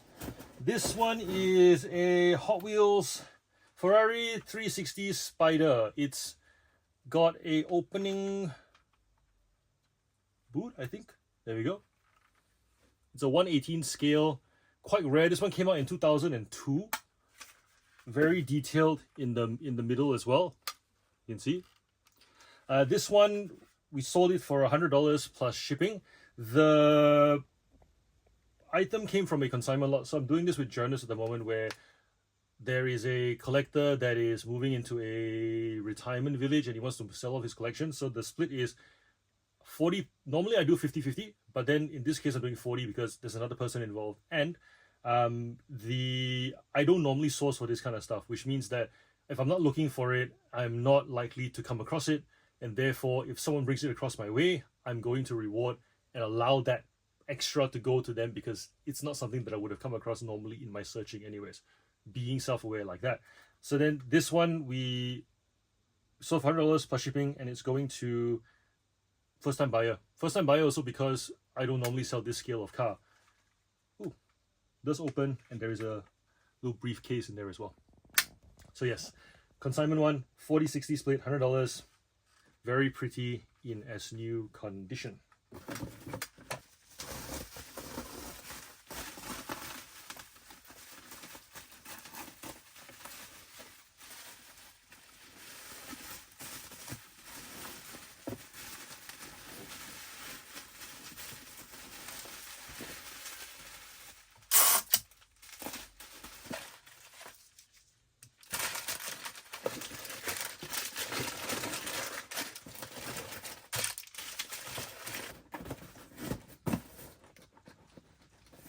Wondering what I'm doing with the paper. It may not look very glamorous, but the whole idea is paper doesn't squeeze the way bubble wrap does, and it doesn't provide pressure unless you put pressure on it. And so you see the car is not moving. That's what we want. Very little sound. That's really what the paper is for. So we still wrap the item in bubble wrap, not with the paper, and then the paper is there just to kind of provide that solid padding so that the rest of it doesn't shuffle around in the box.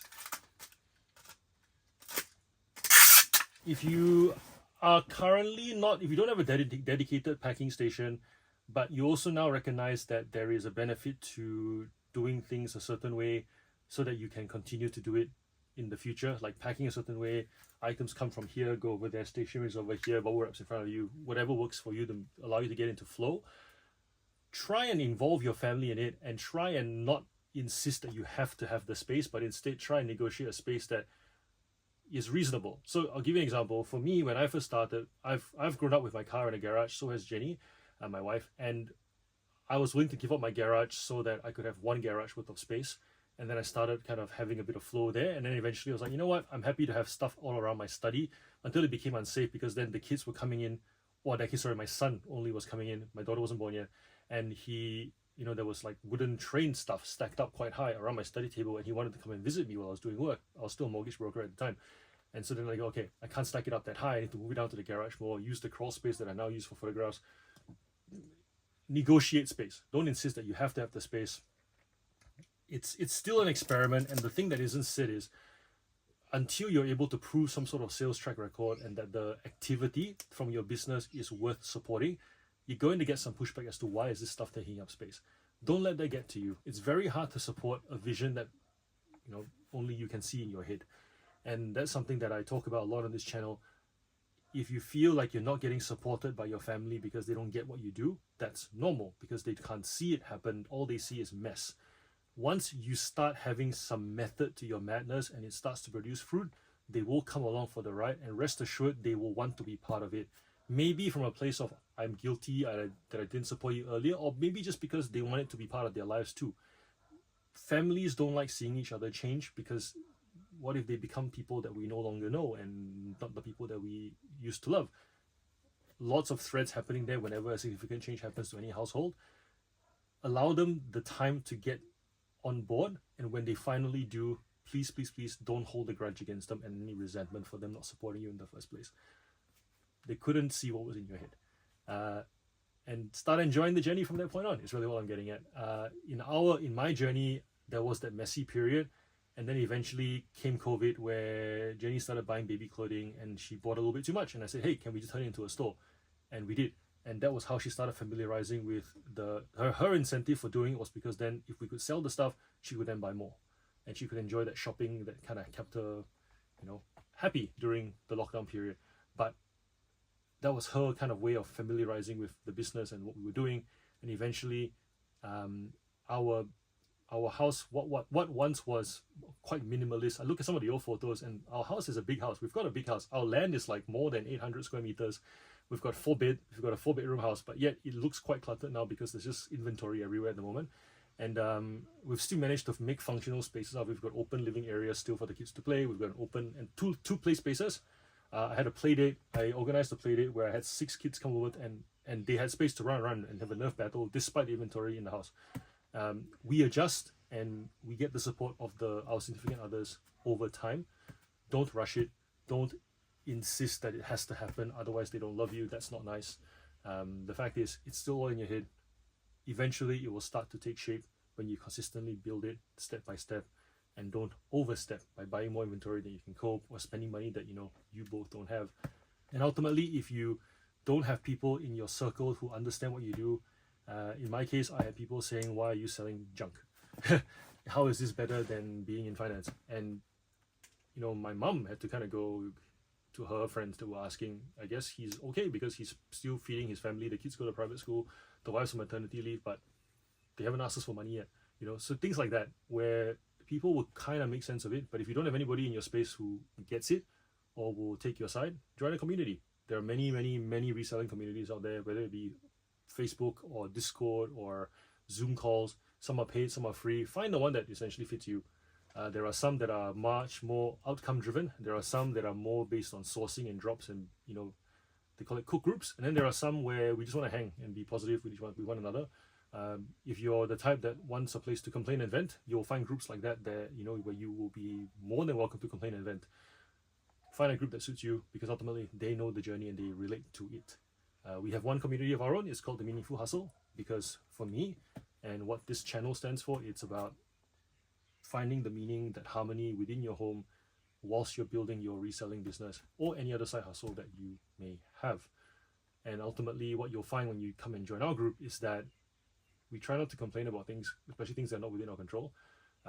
We're not going to take up arms against eBay and complain about the fees, because it is what it is. We're going to always find ways to be resourceful, to share ideas, and definitely not speak from a place of I'm in a corner. Here's an idea. Does it work? Does it not? And as you can see, what I found is openly sharing for the last 3 years on YouTube, I'm still doing fine. So if that resonates with you, come join our community. We have a Melbourne meetup happening on the 6th of September. I'm hoping that there is still time for you guys to join when this video airs. Location to be confirmed soon. There's a link in the description. It will send you straight to our Discord. But yeah, find people who get it until your family does. And then when your family does, great. You've got more people who get it now. And by then you'll hopefully be sailing along.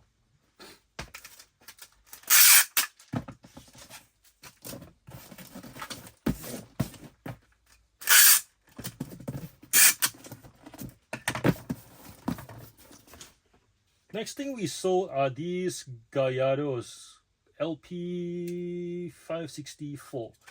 These are from the multi-pack. These ones were $10 each, and this buyer bought two. So it's like a multi-item, multi-quantity listing. They are newly broken from a multi-pack, which means that you've got cars that come on cards like this, and then you've got cars that come in boxes that look like chocolates with a little window that you can see what cars you're getting. Every multi-pack has an exclusive card that's only in the multi-pack. You cannot get in a carded format, and usually they don't get sold much because they're quite sought after and kept within collections. Especially, don't chase the multi-packs for random kind of, cars that look like the shape of a toilet or cars that look like they are a postbox. But for things like Lamborghinis, Porsches, Civics, they do quite well, and they usually can ask for $10 the same year that they come out. So these ones were from the 2024 multi-pack. So we haven't had this in our inventory for long. $10 each, $20 going to the US. So this buyer paid in total $63, including shipping and taxes. To that point about will people pay for an item more than the shipping, more shipping than the item is priced? Yes. We see it happen very regularly.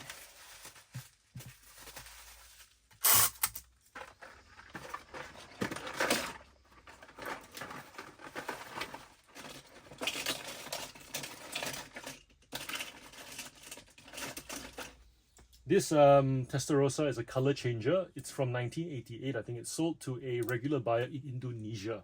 I know, Indonesia. They only ever come for these kinds of Hot Wheels, the hot ones, the ultra hots, the old school stuff. And make quite reasonable offers too. Like I haven't had to kind of go, nah, try again. Like, we wanted 20 for this, they offered 13. That's reasonable. Plus shipping, as you know, we also make money on the shipping. So it cost us just under $20 to ship, but they paid $30 to ship.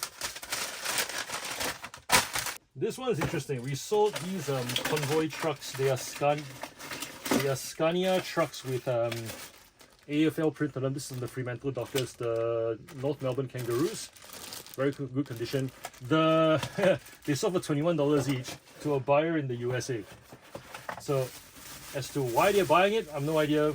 Maybe they're a footy fan. Good chance though, it's just a matter of buying stuff that that isn't available in the US, but they just want to add one more truck to their collection. Okay, so these convoy trucks are worth picking up. I find that if they are licensed, they are less popular, which is weird. Like, the fact that they have AFL on it makes it less popular, but if they have, say, like this one, this is KFC on it. This one sold for $53 on the best offer with a hole in the blister. Without the hole in the blister, would have gotten up to about $70 for it. So real life trucks do a lot better than licensed trucks. But there's always going to be someone wanting to complete a collection. So still picking up, but just be mindful that not all of them sell for the same kind of money. That's what I'm trying to get at. You'll notice with most of the orders we've packed, they have been multi-item orders. That's another benefit of having that niche store, where buyers will come and they will try and maximize the shipping or just strike while the iron's hot because they recognize that it's just because the item is there doesn't mean it's always going to be in stock. It is a one-off item. And those single items that we sell tend to sell to repeat buyers who come back for those specific items. So in a niche store situation, you get the multi-item order either way, either in a single order or over several orders, because buyers know what to expect when they come back to your store.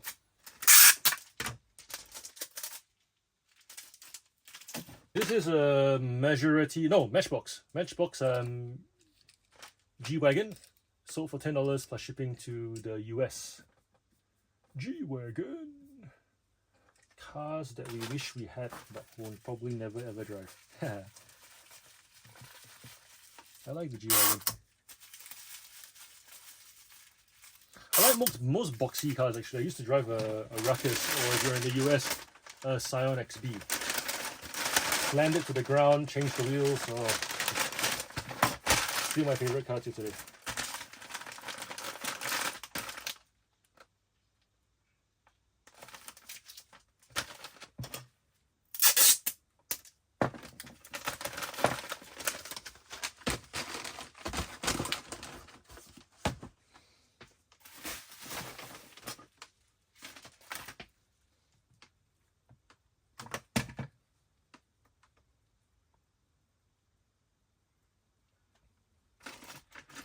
This is a Spider Woman from the Thanos Build-A-Figure Wave 2015.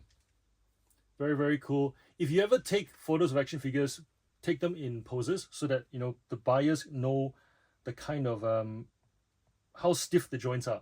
If you can't pose a figure a certain way, it tells the buyer the condition of what they can expect when they get the item. Try and pose it in a bunch of different ways that maybe shifts the balance a little bit, that tells them, hey, you know, this is a strong limb because it can stand that way. I like to take them on kneeling positions, one standing on one leg, limbs, arms on different kind of heights, because some figurines, when the limbs get loose, if you lift up the arms, it's fine, but once you go here, it goes boom, like that. We want to show that we have a great figurine. So this sold for $32 plus shipping, which is essentially market rate for, it's like $10 less than if it was brand new, which is super, super cool. The way we're going to ship this one is just in bubble wrap on cardboard in a satchel. It doesn't need to go in a box. Next one is Thread Shot. So Thread Shot is a plane. This one came in a bulk lot of Transformers that we bought for $250 at $2 a piece. And most of them have sold for, let's just say, upwards of $20. So this one sold for $30. We've had, in that collection, there were like $150 Transformers too. There were some cheaper $20 ones. But this was like a display only collection. They chucked it on to 3 boxes and they went $250, and it was at 9 p.m. and I messaged them, they took it. It was fantastic. And then the next day they said, we've actually got more. Anyways, in terms of sourcing, you never know what you're gonna find. Constantly be looking, but obviously don't be glued to your phone. If you're at dinner with your family, don't be like that, trying to source and feel like you're gonna miss out. The fact is, there's plenty of stock. I was there at the start thinking I had to buy every single lot, but now I realize, you know what? I barely even source. I source whenever I feel like it. If I happen to see something, I'll buy it. But really, if you're telling people what you do and people know what you sell, you'll get people calling you saying, "Hey, do you want this collection of things? I bought it for 50. Would you take it for 100 so they can make their margin? And if you can make 300, yeah, you take it." And then you also have online sourcing opportunities like Facebook Marketplace, eBay. You can source from Salvos, Vinny's. They've all got online stores. You also can source from storage auctions. You can also source from flea markets.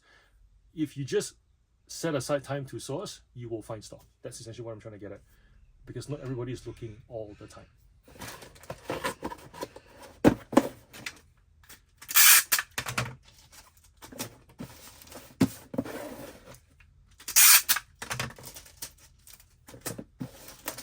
Next order we have is a bunch of mini Transformers.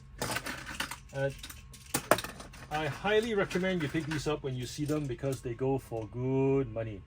So these are the Legion class figurines. They are like 3 inches tall. Their limbs can get a little bit loose though, but they are worth picking up because they do transform and can pose, as I'll show in the photos here. So we have skids for 18. We have crankcase for 15. We have Optimus for 15. And then we have Bumblebee for 15 as well. And then this random Energon Igniter one for 20. These are normally these will normally be in the toy bin for like $2 with a sticker on it. These will normally be in the toy car bin for about $1. So you can imagine this whole order would have been $7. Let's just say, even if it's $10, $83 plus shipping is like, yay. Yay. Yeah, keep an eye out for them. They're worth picking up.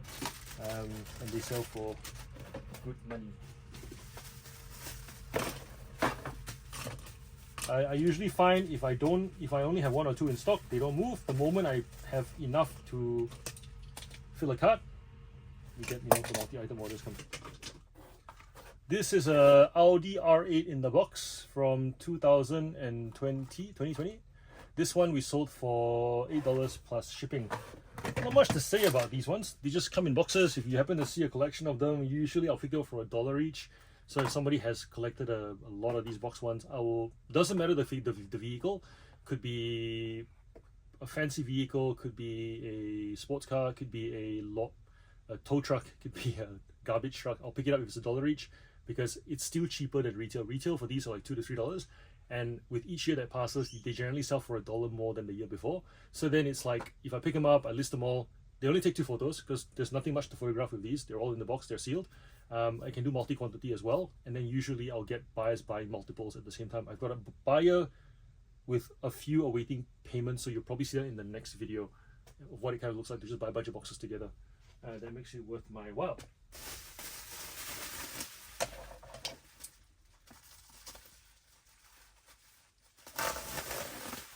There are a pair of Ford GT40s. One's got the gumball, black gumball, white and red gumball.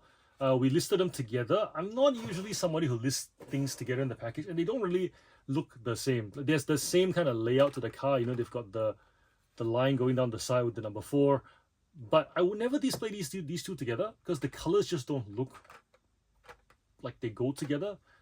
But I had these two. I thought I'd try it, and they eventually sold. But they took a while to sell though. These ones have been sitting in my store since December 2023. So a year and a half. I haven't done much bundling since, as you can imagine.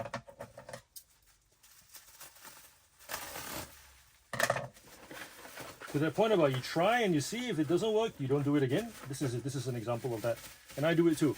Am I above trying new things? No, and I will keep trying because that's part of how we learn. So I definitely would recommend that you try, whether you're starting out, whether you're seasoned. If you get an inkling, try. Could be good, could be bad, but don't know unless you try. Always try and seek feedback. And in terms of me, what's the one thing that two things that I need to get my head over to try? First one, whatnot. I've been asked to do whatnot shows. I've got friends that want to do whatnot shows with me. I do want to do it. Got to wrap my head around it, and I will. The second one is using listing AI software.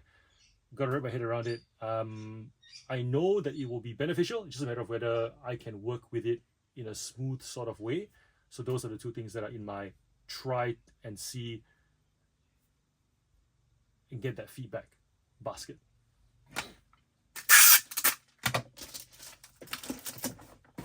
This is a Speed Racer Mark V with the 5-dot wheels. This one we sold for $15, sorry, plus shipping. The thing to note with these ones is if they've got coated bottoms, if there's minimal scratching on the bottom, it's worth picking up. If they've got a lot of scratching, I probably wouldn't. This one still displays quite well. The mark is still very much clear. So yeah, $15. I was talking to a friend of mine over the weekend about the various franchises and the question of when you buy something, is it for your collection or is it for as an investment for the future? And you don't know, because sometimes, for example, Transformers, when the movies came out, all the toys went up in value because they were able to bring to life the franchise in a way that hadn't been done before, and each movie was just better than the last movie. Or if it was a different, for example, they brought in the Dinobots, or they brought in more army-based vehicles, more jets, more naval vehicles, they were able to still depict it epically. And so not just the current toys, but the older toys all went up in value as well. But like Ninja Turtles, on the other hand, hasn't had the same success. Despite the various movies that they've launched, the toys still kind of stay roughly where they are. Speed Racer, another one of those things where, despite not having much reviving, still a very strong following and cult following, where if somebody gets into collecting cars or car-related anime, there is Initial D, and then there's like this. Initial D, this Wangen Midnight? Is that what it's called? Yeah. Like there's enough cult following there that they will pay up. To that point about paying my son a finder's fee, we recently sold a Speed Racer 124 scale diecast car that we sold for $240. The highest price, $250, sorry, the highest price on Terapeak. We have now given you guys the highest result for that item. Whereas if we had just gone based on comps and gone lower, would have sold it still. To the point about testing. So definitely testing, definitely learning, definitely figuring out, I suppose, what holds value, what doesn't, and how and why. All those questions should be kind of like percolating in your mind. If you're getting into reselling just to find items that people say sell, or you're watching Bolo, be on the lookout videos, and just trying to go, they sell this, I'm going to sell this. Hey, you watch this video, we've had some high value items in this video. If you're just going to go, hey, John sell this, I'm going to sell this, great. That will work for a very short amount of time. But when you run out of individual bullets to use, you're going to end up with an empty gun and no business. We don't want that.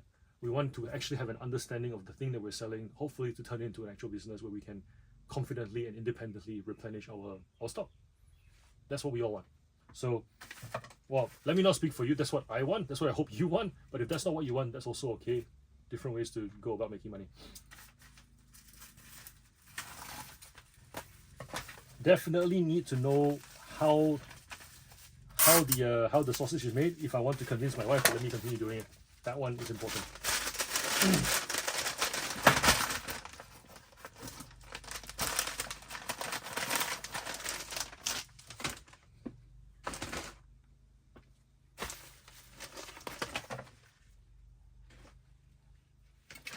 Peterbilt dump truck. Sold it for $8 plus shipping. This one's got a broken exhaust pipe. So just be mindful, these are plastic, they will snap off. Be very careful with them when shipping. These two cars sold to the same buyer. One is a Captain America car, one is a Chevy Nova. Doesn't look like they have much in common until you look at the wheels. They are both Redline. They sold for $10 each plus shipping. But funny feeling, this is a Redline collector. So this car is a Ford Thunderbolt. 1956 Ford Thunderbolt. It's made by Maisto. Nothing much to it. The lights are not covered in the front or the back. It's pretty much just a single coat of paint and some chromey looking wheels. This sold for $4 plus shipping, which isn't much. And for those of you who have watched this channel before and you've gone, how does he make money selling low value toy cars? Well, if this was an isolated incident, not a very good use of time. But this is to a repeat buyer. They've bought 4 items in the last 2 years and they've spent $84.60 in the store. The items that they have bought have been a $10, there's a $10 car in there, and there's also a $20 car in there.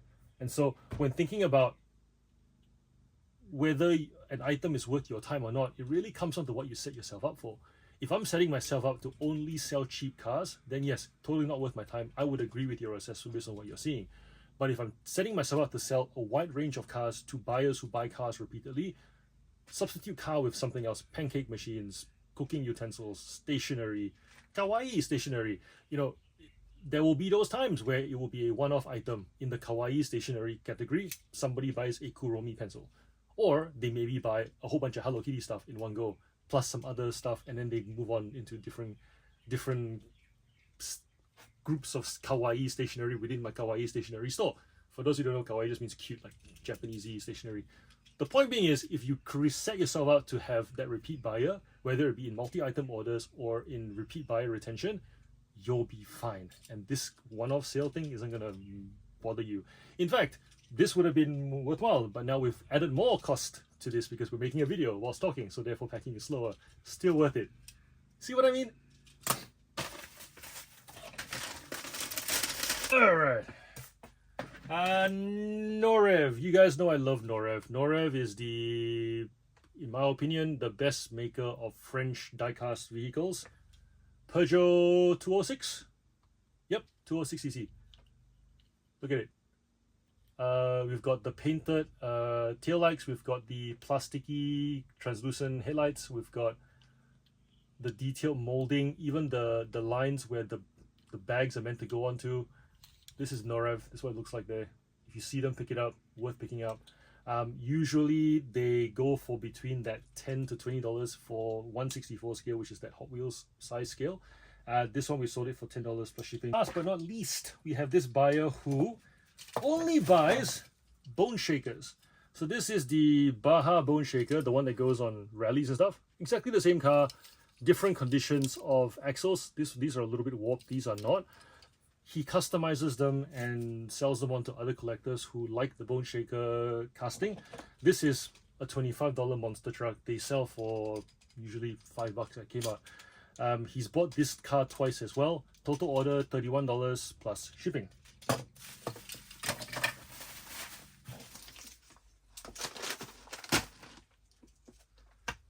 We're done. Thank you for being here. Thank you for having this chat with me. I know this video was titled, if you're starting out, watch this video. I hope I covered a lot of the beginner stuff that those of you who may be starting out were looking for. If you're a seasoned seller as well, add in your thoughts to what I have said. I know that we are a very diverse community, a very robust community, and when given the chance in safe spaces, we are encouraged to share our ideas, because most of us have learned a thing or two that we didn't pick up from somebody else. We very much figured it out along the way. And so do contribute in the comments. Do let me know what you'd like to hear in future videos. And yeah, if you come across a beginner, lend a helping hand, because this has been, for most of us, this has been a very rewarding experience. For me in particular, it's been a very rewarding experience for myself and my family, being an eBay seller full-time. Subscribe, give this video a like, consider becoming a channel member, consider joining our Meaningful Hustle Discord community. I'll see you in the next one. Peace.